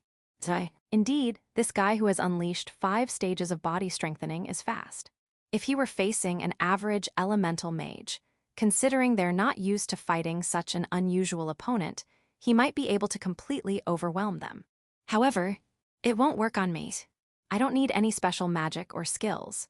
My eyes, trained through learning swordsmanship, can predict the future even if I can only see a little.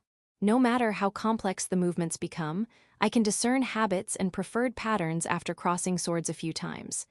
No matter how fast, no matter how heavy. If I can see it, I can deal with it. Yes, as long as I can see even a little. Luke, is it okay for me to fight seriously? Abel looks like he's about to cry. And I can tell from his expression that these words came after various internal struggles. Understanding this, I still felt like I was going to lose it from the anger welling up inside me. Don't mess with me. Intense anger spreads through my whole body like a wave, making me tremble slightly. But we're in the middle of a battle. The rational part of my brain tells me it's foolish to let emotions run wild. This is the first time I've been insulted to this extent. I won't say it twice. Come at me with everything you've got. Yeah, I understand, Luke. At that moment, my anger subsided as if something had snapped. It was due to an instinctive sense of caution. Body enhancement. Abel's figure vanished. This wasn't a metaphor. In that instant, Abel truly disappeared from my sight. A thunderous sound and the noise of air being sliced followed shortly after. If I could see it, I could handle it, but it was too fast to see. Yalla. My body reacted to the direction of the voice. The angle was bad. The timing was off too.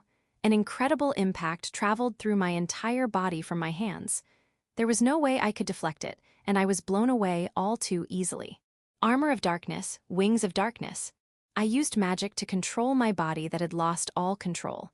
With that, I soared into the air. Looking down at the ground, my eyes met with Abel, who was breathing heavily. And then I couldn't help but laugh. I was forced to use magic. For the first time, I was pushed into a situation where I had to use magic against my will.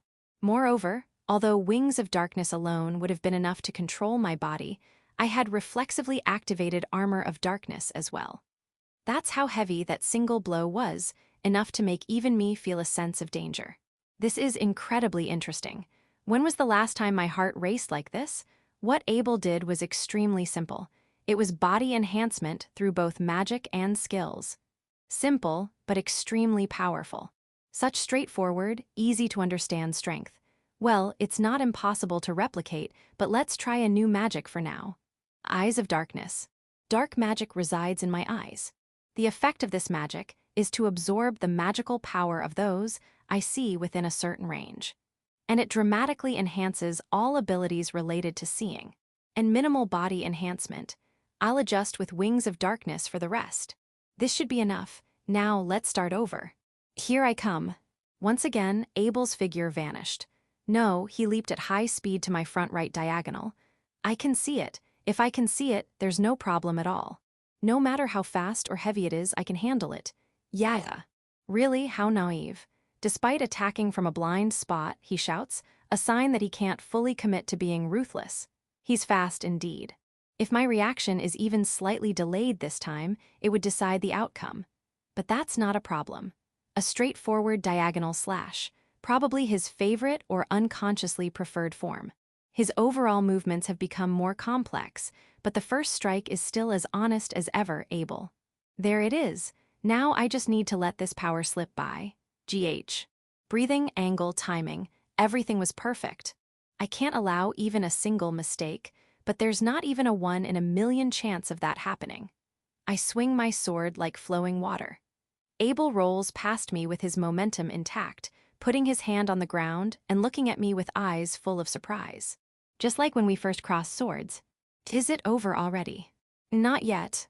Slash, slash, slash. An exchange of sword strikes delivered at a speed that defies reason. The speed is so great that counterattacking is impossible, and I have to concentrate all my nerves on deflecting. But that's fine. There's no problem at all. This is fun. This thrill is irresistibly endearing. It seems Abel has noticed something off too. He's too fast right now for me to hit him with dark absorption, and Dark Sun with its activation lag is also out of the question. However, with Eyes of Darkness, I can set a time limit on this battle. Unlike dark absorption, it's not immediate, but as long as Abel is in my sight, he gradually loses magical power. In other words, he'll slow down bit by bit as time passes, like slowly tightening a noose. Slowly, slowly losing strength. From the moment I activated this magic, Abel's only option left was an ultra-short decisive battle. The first strike was particularly important, but it's all too late now. I win. Yeah. I pointed my sword at Abel's throat. Section, as expected, you're amazing. Abel fell to the ground, looking up at the night sky. His mind was in chaos, unsure of his current emotions. Only tears kept flowing uncontrollably. Even if it was to save Lily, he had raised his sword against a friend he deeply respected. It's something that can never be forgiven. In the end, he couldn't save anything. There was nothing left for him. Don't irritate me too much, Abel. Luke's voice carried a quiet anger. You challenged me to a duel, and yet you never truly desired victory. There was some hesitation in you, wasn't there? A GH. He had to admit it was spot on. Abel had been hesitating all along. He wanted to save Lily, but he didn't want to hurt Luke. He had always been tormented by this dilemma. Probably, even if Abel could have won against Luke, he wouldn't have been able to kill him in the end. If you want to beat me, put everything on the line, you fool. It felt like his heart had been seen through. After saying just that, Luke turned on his heel, as if to say there was nothing more to say. Luke. Abel called out to stop him. What is it? Luke turned back with a thoroughly displeased look. Abel himself understood painfully well.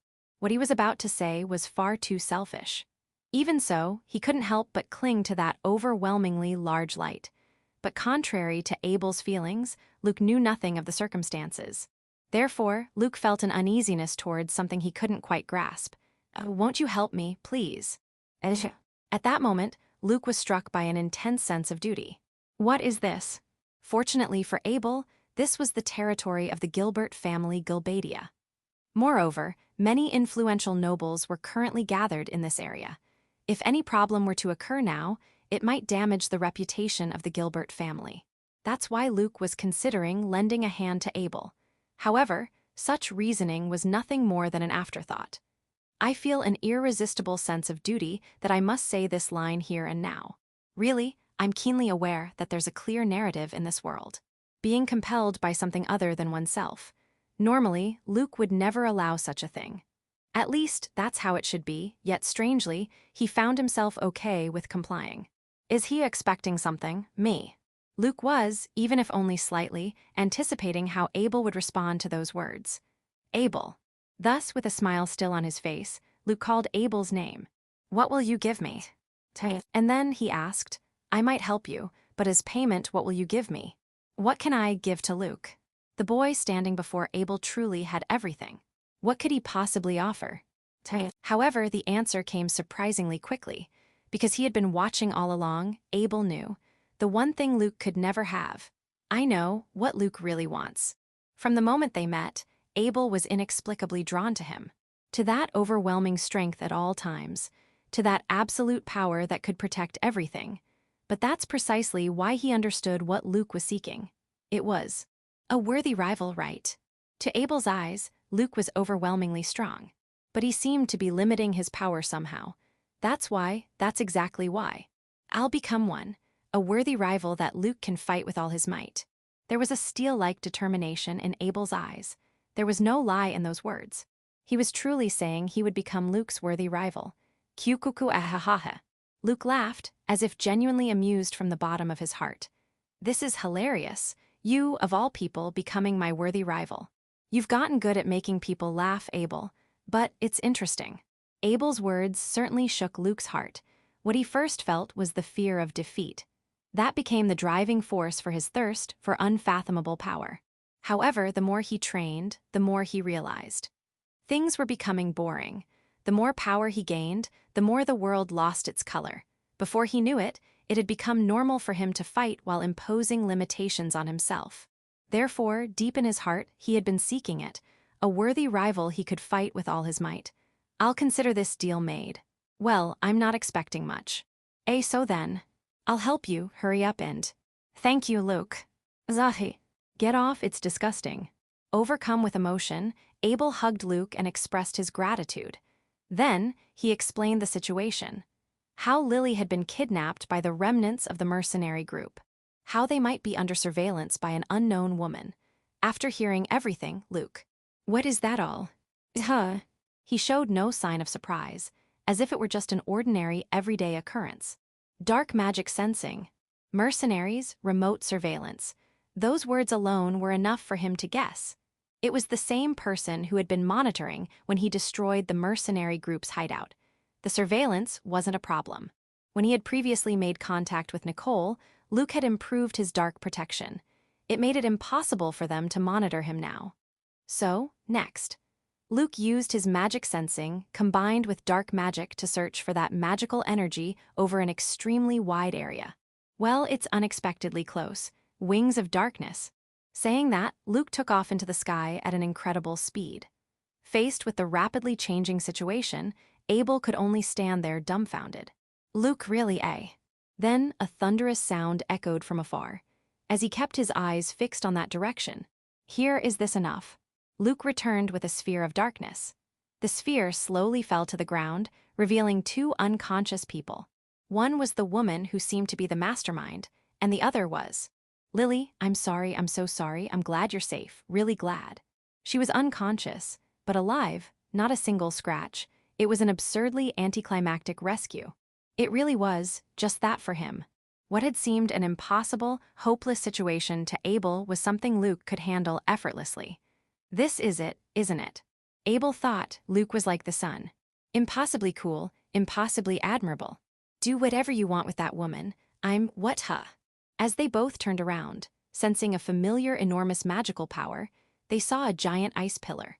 Moreover, it was in the direction of Luke's mansion. Today is just not my day. Saying that, Luke started walking, sighing tiredly at what was surely another troublesome situation. Thank you, Luke, really. Thank you so much. Abel shouted. There was so much he wanted to say, but right now, he just wanted to convey all his gratitude. Hearing those words, Luke stopped without turning back. Come anytime. I'll prove to you that I'm the strongest. Yeah, I'll definitely catch up. No, I'll surpass you. Without replying to Abel's words, Luke started walking again. People who truly believe they can reach it don't extend their hands towards the sun, but I can't help but reach out. Those words, uttered to no one in particular, were Abel's resolve and determination. Section Audiobook by Masquerade at Masquerade Audiobooks. Chapter 5, The Empire. A hazy consciousness, visions slightly blurred, as if being rocked by waves. Slowly looking around, it was a world shrouded in darkness as far as the eye could see. If it were a rough stone, I could understand the idea of polishing it. Hi. There was a voice, so I turned in the direction it came from, but no one was there. However, what if it's already a one-of-a-kind jewel radiating unparalleled brilliance? No, what are you talking about? And who really? And then, he was there, nonchalantly. Sitting on a unique pure white throne that contrasted well with the crimson carpet was Luke Wizaria Gilbert. What? He looked at me with a bored expression, resting his chin on his hand. Naturally, I couldn't understand anything about this situation. Several question marks bubbled up in my mind, but he continued talking as if none of that mattered. There was even a possibility of being feared as a monster. That's what it means for me to make an effort. The weak try to reject what's beyond their understanding. And this world is run by the hands of the weak, simply because they have the numbers. My heart was still in great turmoil. Various emotions mingled, yet strangely, I found myself listening. I naturally lent an ear. But something interesting happened here. Your imperfection became a kind of charm, beginning to have a great influence on those around you.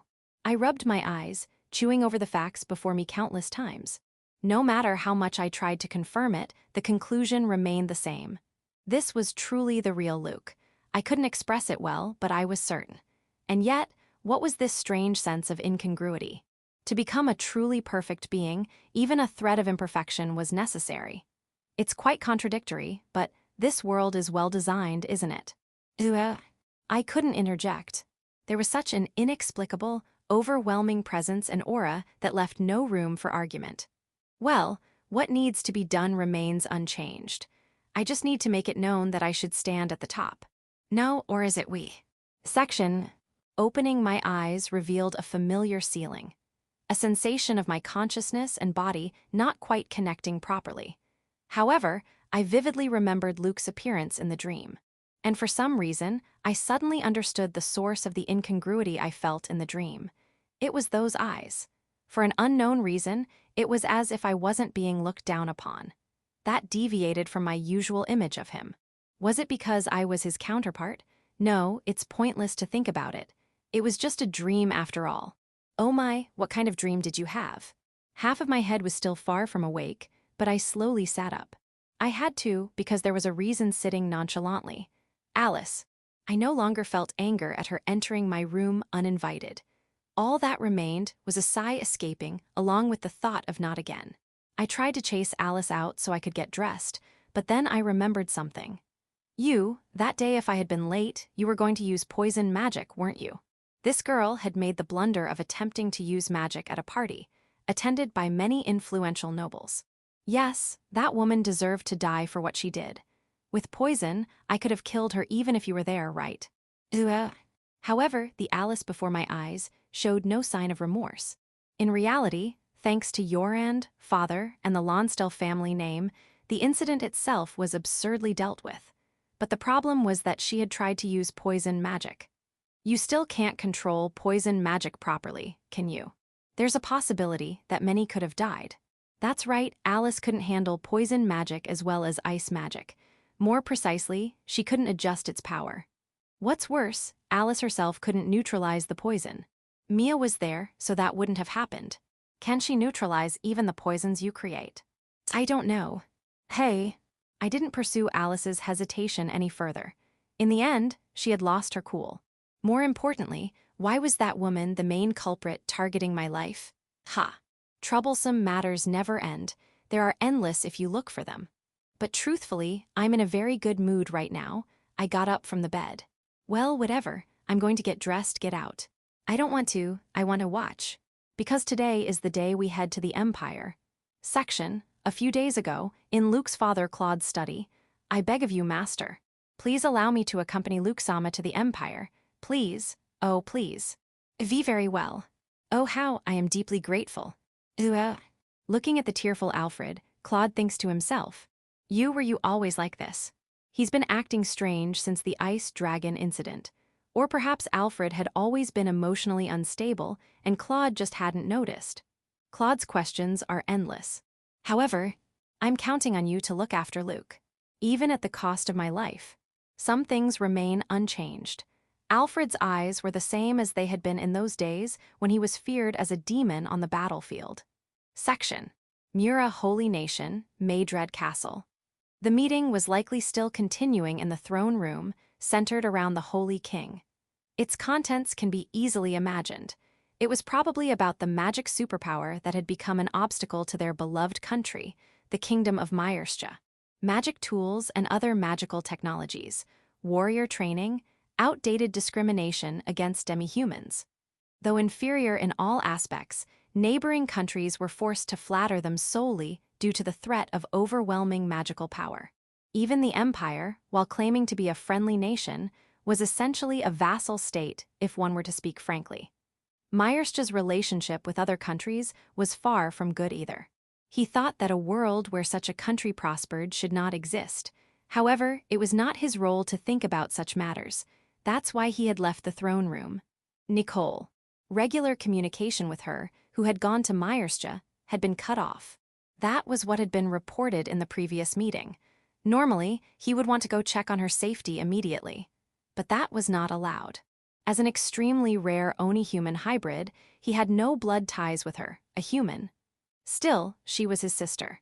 When he stopped to try and alleviate the heavy, dark feeling in the pit of his stomach, like a black lump, he heard the sound of the thick door opening behind him. "Ah, Fortis, it's showtime." An excited voice rang out. Standing, there was a small boy not even half his height, but he knew that appearances meant nothing. Because this being that looked like a boy was an elf, and in terms of age alone, he was older than himself. "What is? More importantly, your horns, let me touch them." "Sure."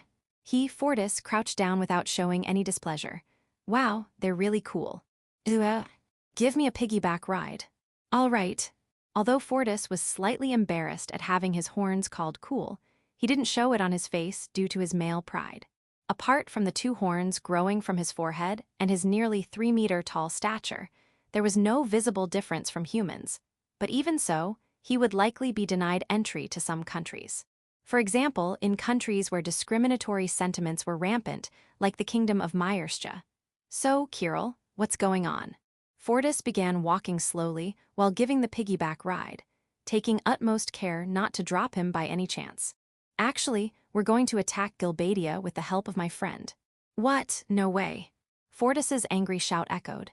You're magic. It's okay, that's why I said it's my friend's showtime. Oh, but the information is too scarce. There's also Nicole's situation. Besides, why you? It's to save Nicole.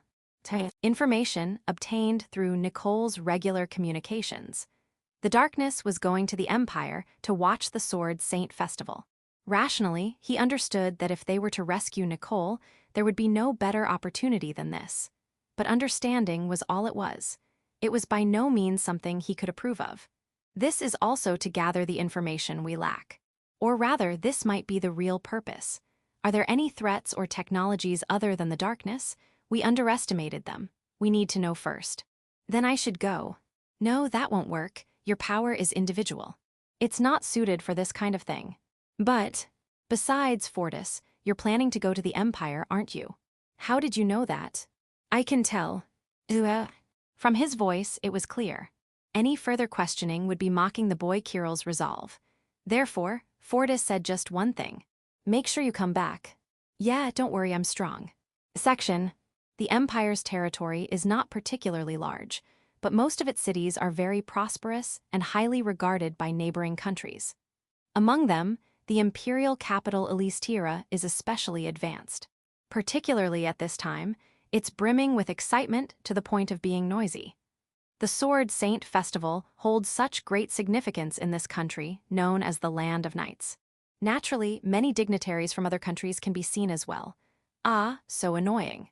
Looking at such scenery through the window, a girl muttered a complaint and roughly sat down at the dressing table, crossing her legs. She picked up a comb and adjusted her bangs, mixed with white hair, a few times. As she did so, she naturally checked her own expression, as she was often told she had a mean look. She hadn't told anyone, but she was a little concerned about that. Her slightly pointed ears, characteristic of her half-elf heritage, were adorned with numerous piercings. She sometimes changed some of them depending on her mood, but today they would remain as is. She put on her favorite choker around her neck. At that moment, her left eye emitted a slight golden glow. Reflected in it was a fluffy being emitting a green light, a spirit. You guys are quiet and cute, that's nice. She had a special power.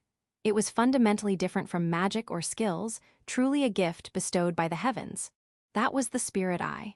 An extremely rare ability that allows one to see and interact with spirits. And it was because she possessed the spirit eye that she noticed this incredible anomaly. What area? The sunlight streaming through the window suddenly grew larger, then changed colors one after another. However, she instantly understood that this was not sunlight. It was a light created by an unprecedented number of spirits, larger than she had ever seen before. What is that? The girl mumbled in a faint voice as she plopped down on her bottom.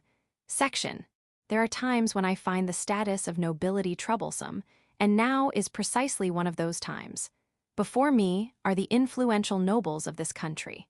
I thought they'd leave after the party celebrating my defeat of the ice dragon, but so it's come to this. Luke, it's finally time. It's all because of Abel, this idiot. Now I have no choice but to officially go to the Empire as a noble. Of course, this means more trouble. That's why I went through the trouble of creating the adventurer status, but now it's all for naught. But I see. In situations like this, I'm reminded that Abel is merely a commoner. Not all the gazes directed at him are friendly. Even if he is a student at a Slan Magic Academy, it seems they still can't fully accept him. The discriminatory mindset rooted in this country's noble society. I can't understand measuring people by anything other than ability. Hey, Daya. Why, yes. Daya's body trembled in response to my call, and she immediately bowed her large head. Absolutely obey my father's orders, understand? Yes. Of course. And, yes, is there something else? It's cold. Hi. It's cold when I'm near you. Suppress your magical power. Eek, I'm sorry. With the Aslan attack incident and whatnot, it seems there are forces targeting me for some reason. If they come after me directly, I can handle it somehow. The trouble is if they target my father and mother. Well, they are my parents. It's inconceivable that they'd fall behind to some random rabble, but there's also the matter of that magic-nullifying artifact. I suppose there's no such thing as being too prepared. Luke, be careful out there. Yes, Mother. Luke, if anyone displeases you, I'll. Oh, you Sensei Amelia, Sensei Freja, please take good care of our Luke. Leave it to us. We'll take full responsibility for him. I'm still not used to Amelia acting like a person of common sense, though Freja is more understandable. Well, such things are trivial. I'm truly surprised at myself. I didn't expect my heart to be this excited. Heh. After finishing the tedious greetings, we boarded the carriage. I wonder why Alice and Mia have somehow ended up accompanying us as well. Seriously, these influential nobles are a pain. Come to think of it, I don't see Palpon. He should have been here too, but maybe he's already returned to the royal capital. I'm a bit curious about what that second prince came here to do, but... Section. Besides Lily, who was complaining to Abel about why she wasn't invited, there was also Eleonora who could use spatial magic. If it had been just Luke alone as originally planned, they could have used spatial magic to significantly shorten the travel time compared to the current carriage ride. However, there were two problems with that. One was that Eleonora's spatial magic couldn't interfere with multiple beings possessing too much magical power. The other was that they were great nobles, the pride of the kingdom of Myerstia. Even if spatial magic were possible, they had to maintain a certain appearance. That's why they were now traveling in a large group accompanied by several knights. Luke, I think we're about to arrive, so I'd like you to wake up, ahaha. A weak voice, as if seeking help. Indeed, the owner of that voice, Abel, was seeking help. There were 4 people in this carriage. With Luke asleep, the remaining 3 were Alice, Mia, and Abel. However, it would be an exaggeration to say that Abel got along well with the other 2. It was a relationship that couldn't function without Luke.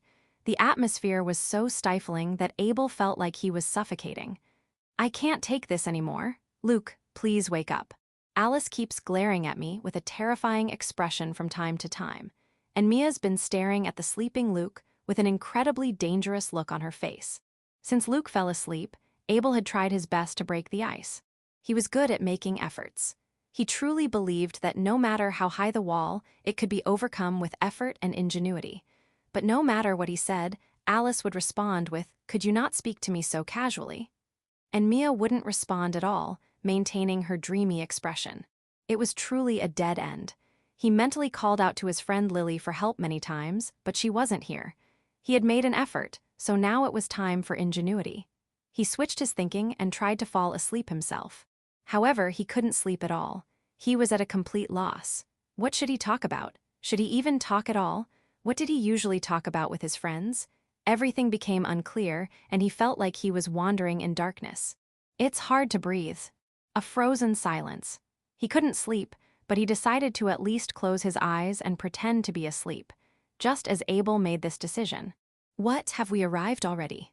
Luke awoke from his slumber. At last, a helping hand was extended. Luke, why are you crying, Abel? While rubbing his eyes with his thumb and index finger, Luke pondered about the man sitting to his right.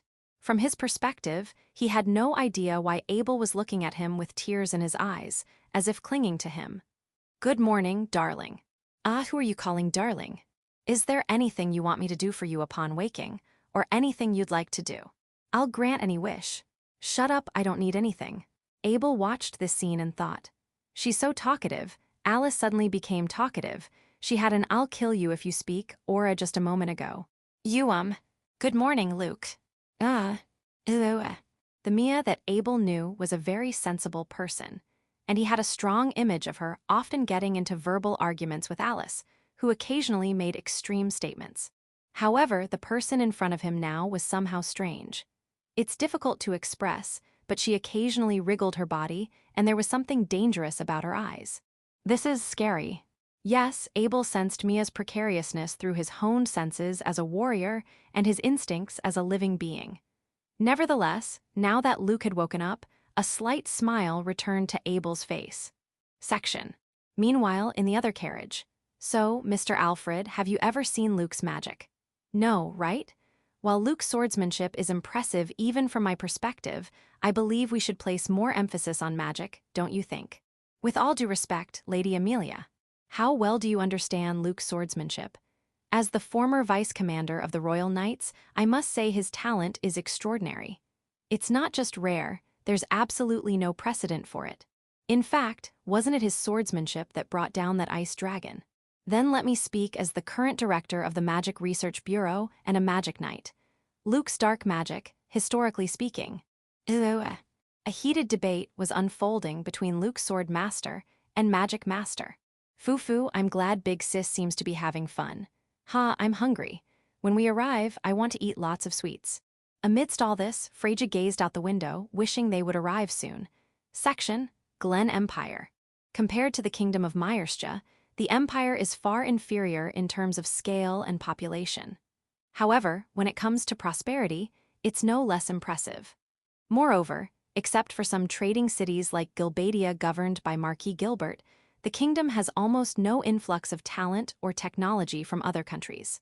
On the other hand, the empire is a very open country, actively engaging in exchanges with other nations and eagerly adopting new things. Various cultures intermingle, resulting in the formation of a unique culture that is the Glen Empire. The first prince of such an empire, Keithwood, was a man without ambition. He had absolutely no interest in the position of emperor and wanted to renounce his right of succession as soon as possible. However, for better or worse, contrary to his wishes, he was an extremely capable person and was highly expected by his father, the current emperor. As a result, he couldn't possibly voice his true desire of receiving a territory in some remote area and living quietly. Geez, why are nobles from the kingdom coming? I really don't want this. He scratched his head several times. He felt gloomy. No one in the empire willingly wants to associate with people from the kingdom. Keithwood was no exception. I'll confirm one last time. Treat them as royalty, not nobility. If anyone shows even the slightest suspicious movement towards the visitors from the kingdom, punish them immediately. Execute them. Yes, sir. Ever since this visit was decided, every day had been truly depressing. Why is the kingdom, which had shown no interest in the Sword Saint Festival until now, participating this year? Other countries are also viewing this with suspicion. It's inevitable to suspect some kind of political motive behind this. This time, they say it's part of education to bring students along, but it's unreasonable to expect us to believe that at face value. If I really guide them to the castle, I'm going to sleep a lot. To be honest, Keithwood's true feelings are that he doesn't want to be involved at all. As he was thinking about this, he saw them. 2 carriages bearing the kingdom's flag. Pure white knights protecting them. Could there be some mistake and they'd just go back? While harboring such an impossible wish, he must give one last encouragement as a prince of this country. Hey, stay alert, what's that, a whistle? The sound of a whistle echoes from somewhere. Draw your swords. At that moment, he saw something black and writhing approaching the kingdom's carriages in the distance. Keithwood's knowledge immediately reveals its identity. It's a pack of monsters called hellhounds. In an instant, he kicked off the ground. Keithwood accelerates at a tremendous speed. This is the worst blunder. Please make it in time. If the kingdom's carriages were to be attacked here, it would be the empire's responsibility. Moreover, it could even be used as a good pretext to wage war against the empire. To prevent such situations, the empire had officially requested adventurers to thoroughly exterminate the monsters on this road for the past few days. Keithwood had personally confirmed it the day before. It's impossible for such a large pack to appear when there were only a few left. Although questions cloud his mind like a storm, he instantly pushes them out of his head, knowing this is not the time to think about such things. Limit break, super body enhancement, super acceleration.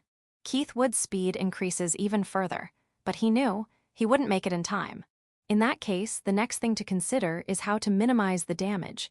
He must absolutely avoid any casualties. Why does it have to be like this, damn it all? At that moment, what appeared in his vision was a large staff sticking out of the carriage. Looking closely, it wasn't growing out of it, but rather being thrust out of the window. A piercing sound assaults his ears. The air shakes violently, and the impact caresses his skin. What on earth happened? He would soon understand. Pop, the hellhound at the front literally burst. Following that, the hellhounds began bursting one after another, and what was once a pack became scattered chunks of meat. Haha, magic is amazing, I'm okay, right?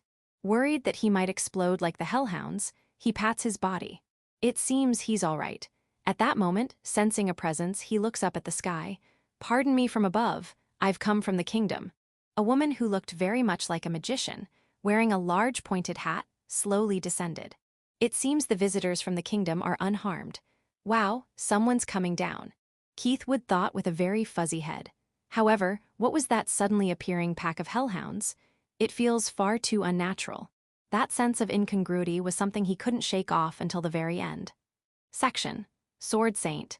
Needless to say, the Empire's proudest, ultimate fighting force. Moreover, the current Sword Saint is said to be the strongest in history, and merely hinting at their existence can put pressure on neighboring countries. Therefore, it holds not just military significance, but also an extremely political meaning. Knock, knock, knock, knock, knock. However, the man who is the Sword Saint, Celas Schwartz, couldn't care less about such political worlds. His sensibilities are very common, and since attaining his current position after participating in the Sword Saint Festival on a whim, he has never worried about money. Yet he still continues to work as an adventurer simply because he likes it. Of course, the nobles don't think well of this aspect of his. Knock, knock, knock, knock, knock. Celas, you bastard, I know you're awake. Are you trying to pretend you're not home to me? That's cruel, you know. Should I start wailing out here? Huh. It's already common knowledge among the Empire's people. But surprisingly, Celas's residence is not luxurious. Rather, it's smaller than that of an average commoner. He had tried living in the mansion given by the Emperor, but he quickly returned it, saying it was too spacious and he couldn't relax. He's generally satisfied with his current residence, but if there's one complaint, it's how the knocking sound from impatient visitors echoes so loudly. Knock, knock, knock, knock, knock. Hey Celas, are you really not here? Celas. Alarg shut whoop. When Celas angrily opens the door, as expected, there stands the girl. Also as expected, she shows no sign of remorse. Don't mess with me, Midi. I've told you many times. Come with me for a bit. Huh, wait, don't mess with me. Without understanding the situation at all, and without being allowed to make any preparations, Celas was forcibly dragged out. Section: The half-elf girl with spirit eyes, Midi, had no clear reason for dragging out the Sword Saint Celas. If anything, it was just a hunch. The massive number of spirits she saw. It's not normal for someone to be so loved by spirits. Friend or foe, or perhaps neither. That was still unclear, but she thought it would be better to show Celas, whom she trusts most in terms of strength. This is bad. 2 carriages bearing the flag of the Kingdom of Myerstia, slowly progressing along the road, led by the first prince in a white horse. For commoners, even this alone would be an unfamiliar sight, but what Midi's eyes saw was something even more beyond words. Spirits governing all attributes, including light and darkness, were crowded around. The amount of information was so overwhelming that she almost felt dizzy and had to close her eyes. Wow, did some important person come or something? Midi sighed at Celas's carefree comment. You idiot, don't you know? That's... At that moment, the carriage that was supposed to pass by suddenly stopped, and slowly the door opened. Luke, you can't suddenly get off like that. In that instant, everything fell silent as if struck. One was a young man with very beautiful features and blonde hair, and the other was a black-haired young man trying to stop him in a panicked state. Tension ran through the imperial citizens watching this scene. The kingdom nobles they never wanted to be involved with had descended from the carriage they thought would pass by without incident. It was truly an abnormal situation. However, this wasn't the only reason why everyone present lost all words. It was the presence, the overwhelming presence of a ruler that should be called charisma, which robbed people of their words. Hey, you there, girl. At the words of the blonde young man, Luke, people naturally parted to the left and right. At the end of that path stood a half-elf girl, and a man with an unremarkable, ordinary appearance who was yawning sleepily. She had been addressed by a kingdom noble.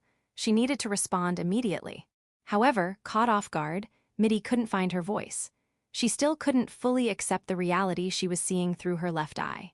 It was fortunate for her that she managed to swallow the word monster that had floated up in her mind without letting it escape her lips.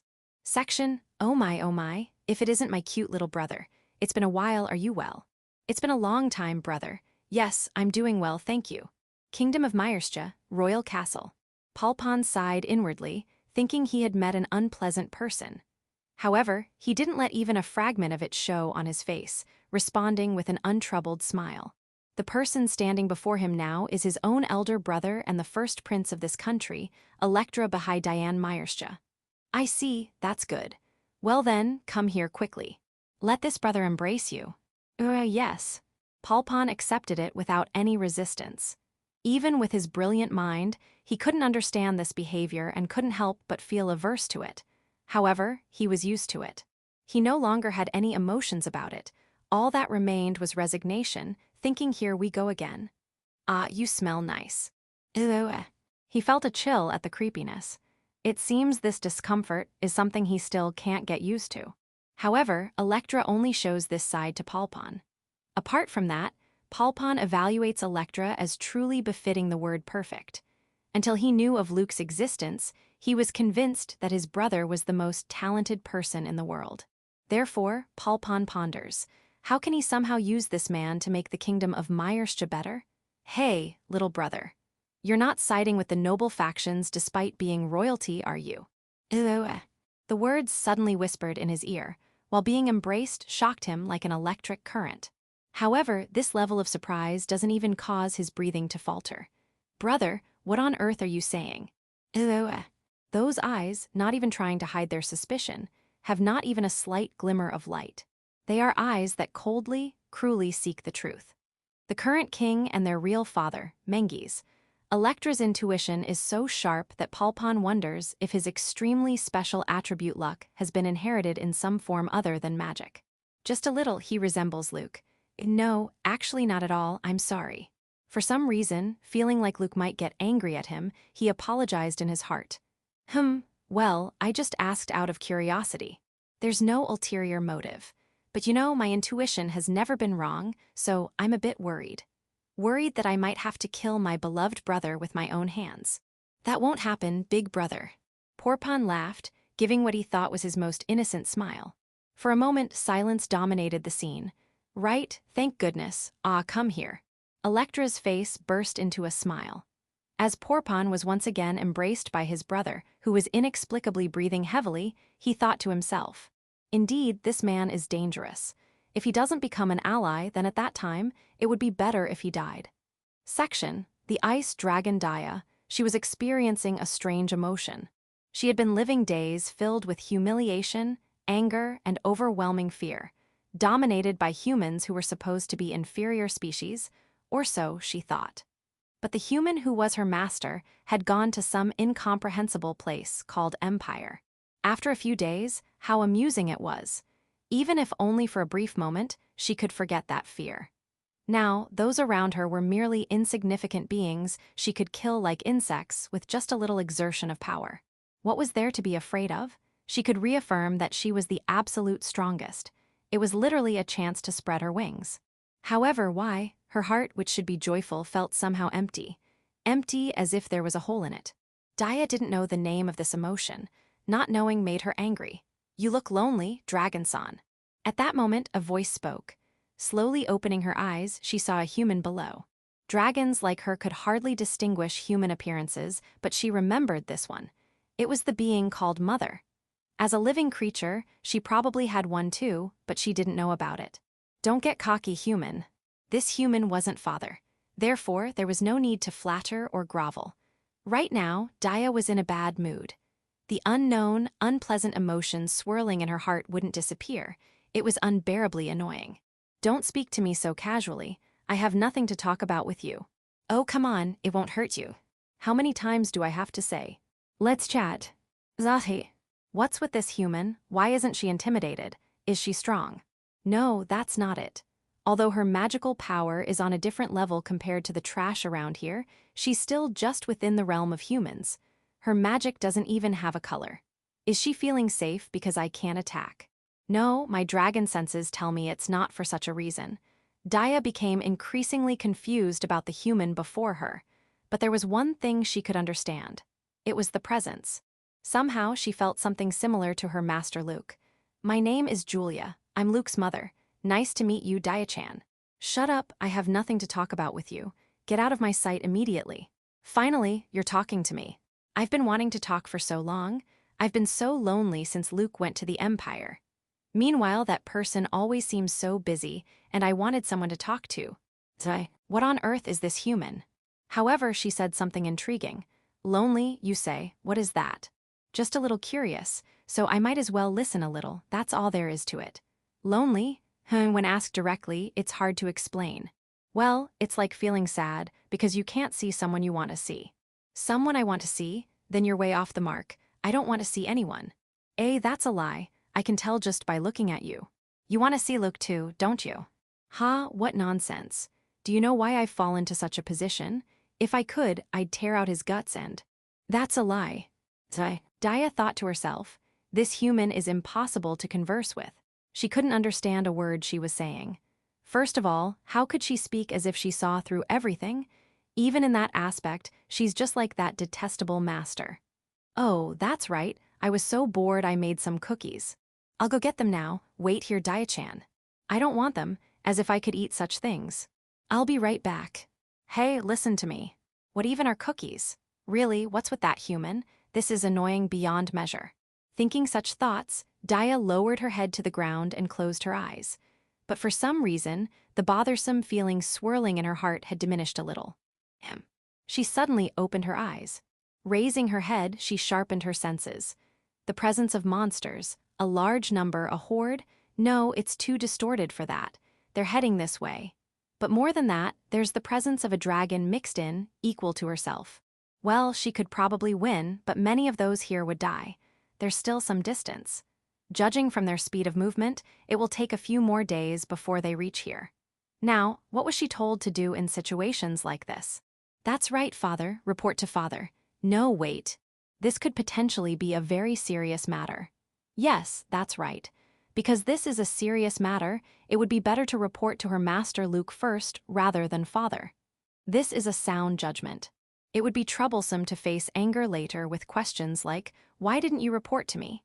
Yes, this is absolutely unavoidable. Thus, for these entirely unavoidable reasons, Dia activated telepathy, a non-elemental magic.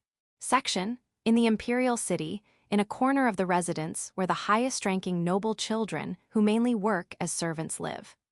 A section of this was given to Luke and his companions as their temporary dwelling. Normally, when nobles from other countries visit the Empire, it's common to secure a noble's mansion or a monastery for them. But when it comes to nobles from the kingdom, it's a different story. The very fact of treating them the same as others could potentially become a risk for the Empire. Therefore, as a special case, a corner of the Imperial City was given as their temporary residence. Of course, there were many heated court discussions before reaching this decision. Not a bad country, as expected of the nation of knights, incomparable to the kingdom's knights. As a former kingdom knight, that's painful to hear. Hess, I don't know about when you were there. With Alfred's assistance, Luke slowly slips his arm into his sleeve. In his line of sight, Imperial knights in beautiful formation are swinging their swords. A little distance away, some are even engaging in practical training. Of course, while using skills. The Imperial knights are, so to speak, this country's main fighting force. Although this is certainly a military matter, the decision to show this without hiding was also made after much discussion. It's intended to divert attention from what they really want to hide, while also declaring that there's absolutely no intention of rebellion. What do you think, from your perspective? Yes, it's as you say, Lord Luke. Even their lowest ranks could be considered first class in the kingdom. Hearing Alfred's answer, Luke smiled thinly with satisfaction. Then he continued speaking. Then, how about that guy from yesterday? Ahem. Alfred pondered for a moment. He immediately understood who Luke was referring to. To be honest, I have to say I don't know. On that day when Luke suddenly got off the carriage, causing a great commotion not only among the Empire's people, but even the first prince. That woman with extremely special magical power only in her left eye. She was the first to catch my interest, but the unnaturally peculiar man who was nearby. Luke's interest immediately shifted to him, because he sensed an incomprehensible power somewhat similar to Abel. As a warrior, I think he's second-rate, but… what's this? You're being quite vague. Well, I understand why it would be that way. Luke and Alfred's assessments mostly aligned. By observing one's behavior, you can somewhat gauge their capabilities as a warrior. What the two felt towards that man was mediocrity. His body was well-trained, but there was nothing else noteworthy about him as a warrior. Nor was he particularly outstanding in terms of magical power. However, my intuition tells me that Guy is a strong one, and incomparably so. Yes, I too felt intuitively, rather than logically, that he was strong. I almost drew my sword. Yes, contrary to his demeanor and bearing, the man exuded the aura of a strong one. This discrepancy was the source of an undeniable sense of incongruity. What is it? While pondering for a while, it seemed someone knocked on the door. As Alfred opened the door, "Ah, Alfredson, good morning, is Luke here?" There stood the black-haired young man, the disciple of his old friend, L.K.I. Sutherland. Section, is he in the castle? The half-elf girl with spirit eyes, Midi. For better or worse, if she focused, she could sense the location of those who had come from that kingdom. Because of this, she couldn't help but turn her attention to them. No matter how far away they were, she could feel their overwhelming presence, which stirred her heart. How many people in this country truly understood the danger of that group? It wasn't just that blonde young man who received the full blessing of the spirits. There were 2 more people with abnormal magical power. If these 3 set their minds to it, in the worst case, the country could be destroyed. And yet, that bastard Celas, he's probably still sleeping carelessly. Her angry voice made those around her turn their eyes involuntarily, but she continued walking without paying any attention. More importantly, the problem was that this country's top fighting force showed absolutely no sense of crisis. Even setting this aside, with the Sword Saint festival approaching, that slovenly attitude was absolutely wrong. Damn it, I'll have to go wake him up again today. A sound that seemed to break something shattered the silence. Like everyone else, Midi stopped in her tracks and looked. What she saw was a miserably shattered flower pot and a white-haired boy lying face down, bleeding from his head. Midi rushed over immediately. "If you're just gonna stand there gawking, get lost. Hey you, are you Oka? Oh, it's you." A young man with ears slightly longer than hers. "Arthur, what the hell are you doing in a place like this?" "Well, haha, it's been a while, Midi." "Ow, ow, ow, ow." The blood-covered young man laughed tiredly.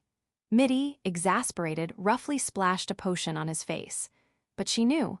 She knew that this elf youth, who appeared harmless to everyone else, was actually the leader of the terrorist organization Vritra. "I've told you many times, I'm not joining your group, you know." "Yeah, it's unfortunate, but I don't intend to force you.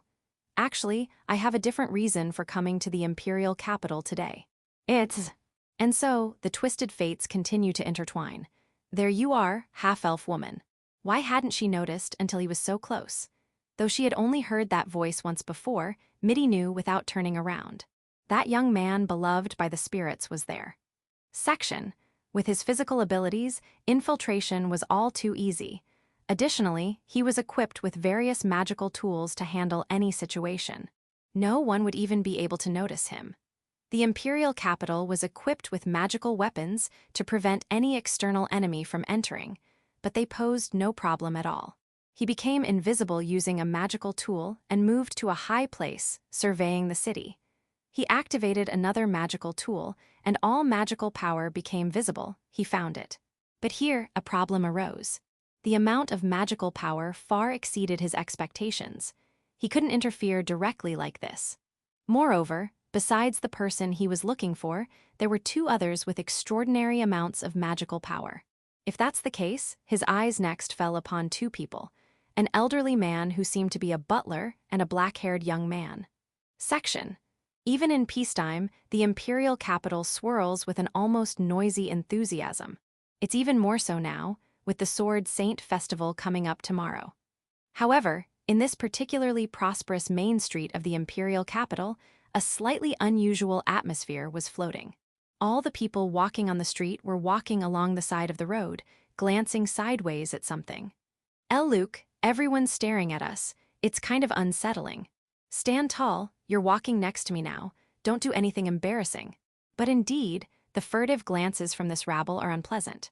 I'll say it again, We're here in the imperial capital as part of international exchange. Don't cause any trouble, all right." The reason was clear as day. 3 people dressed in the kingdom's attire were walking. It would be impossible not to be conscious of it. Those 3 were Luke, Abel, and Freyja. It all started with Abel's suggestion, "Let's go see the imperial capital." Luke also had a reason to visit the imperial capital, so he agreed. Freyja was their chaperone. To be precise, it wasn't just the 3 of them. 2 elite knights from the Empire were following behind them. This was necessary to immediately punish anyone who might show disrespect. Since we have this opportunity, it wouldn't be bad to eat something. It would be meaningful in terms of learning about the Empire's food culture, Freyja said without changing her expression at all. However, contrary to her appearance, she was far from calm inside. "I want to go home, big sis. I couldn't sleep at all last night because the pillow didn't feel right, and on the contrary, big sis fell asleep right away even though I wanted to talk. And ever since we left the kingdom, there have been too many unfamiliar things, and I've been nervous the whole time and I'm at my limit." "No, Freyja, you can't be this weak. Who's going to guide the students who must be even more anxious than you?" Freyja originally had sharp eyes that gave off a coldness typical of beautiful women, but now, due to lack of sleep, that sharpness had increased even more. To onlookers, she just looked like a woman in a bad mood, but in her heart, she was fiercely encouraging herself. "That's right, for example, how about something sweet?" she suggested. There wasn't a hint of her own desire in it. She appeared to have reached this proposal solely out of consideration for her students. "That sounds great, Miss Freyja. I've heard the Empire's food is really delicious, so I'd love to try some sweets. What do you think, Luke?" "Well, all right. It's decided then. Let's go." In truth, Luke didn't dislike sweet things either. Freyja rejoiced greatly in her heart. Unusually for her, her steps became slightly lighter. "By the way, what happened to Alfred? I thought he was with us when we left the castles." "You don't need to worry about that, hes. Luke, you're definitely thinking of something bad."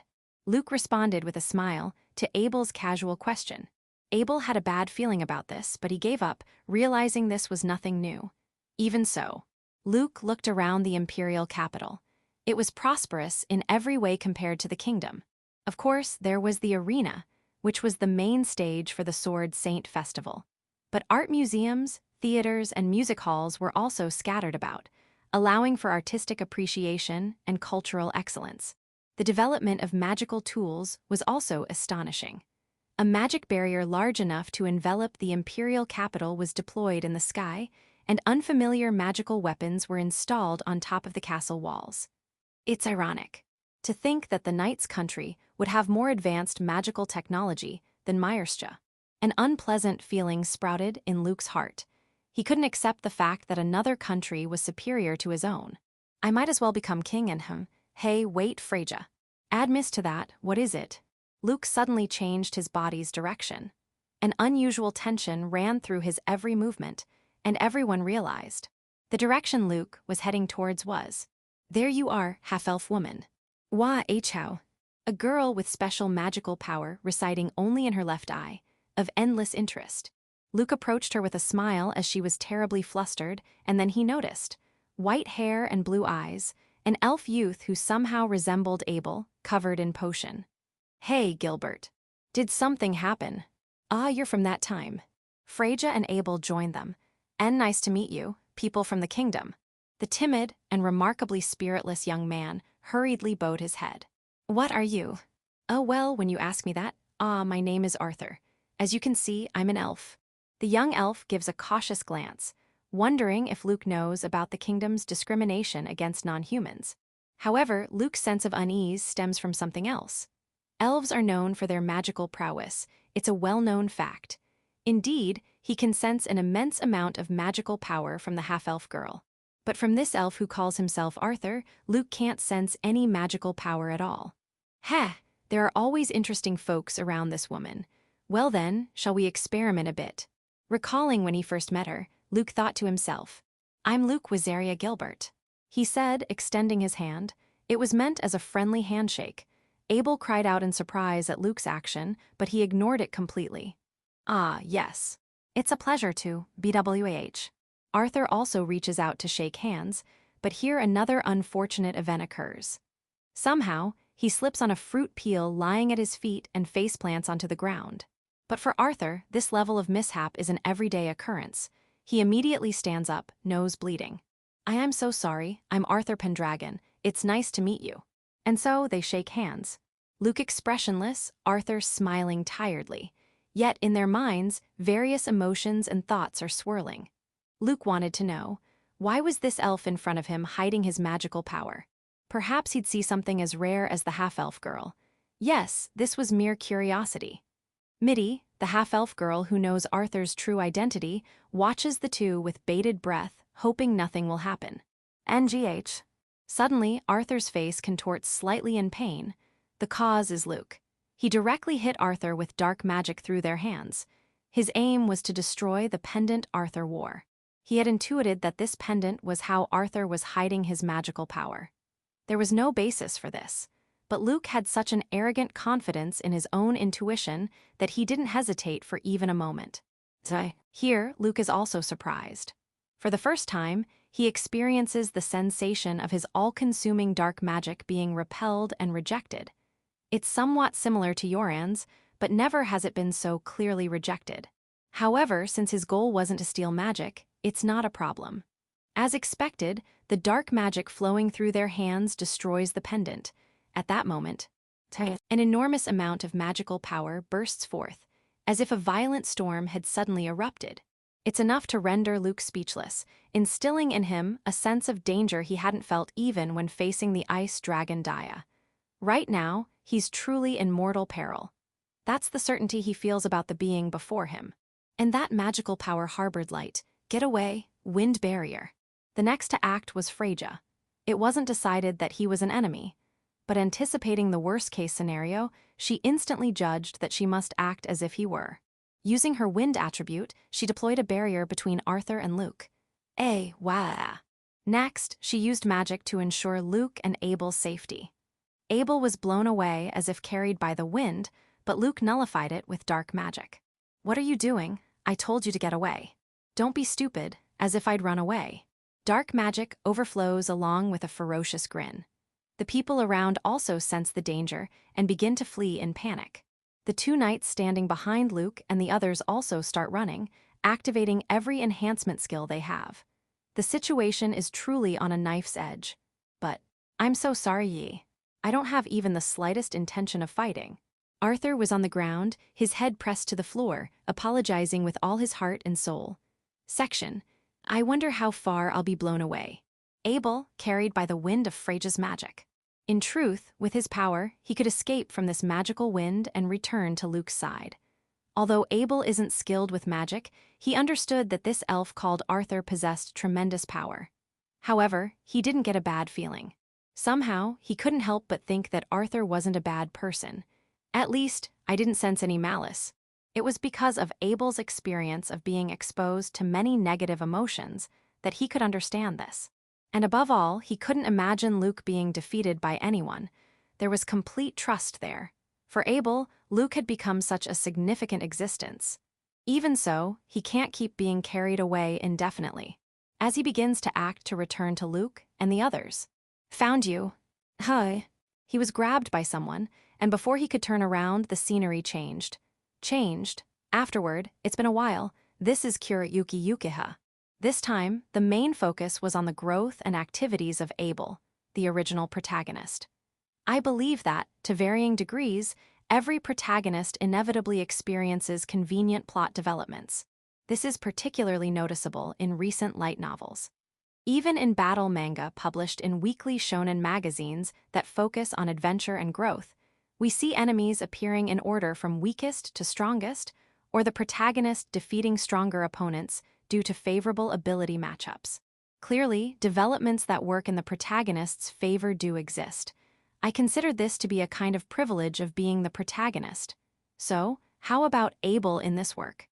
Although Luke has entered the story as an overwhelmingly strong anomaly, Abel is still the original protagonist. Wouldn't it be more unnatural for him to end up as just another background character? At least, that's what I thought as I wrote. I hope you'll look forward to seeing how he grows from here on and what kind of influence he'll have on Luke. Thank you very much. I will continue to do my best. End of Volume 3.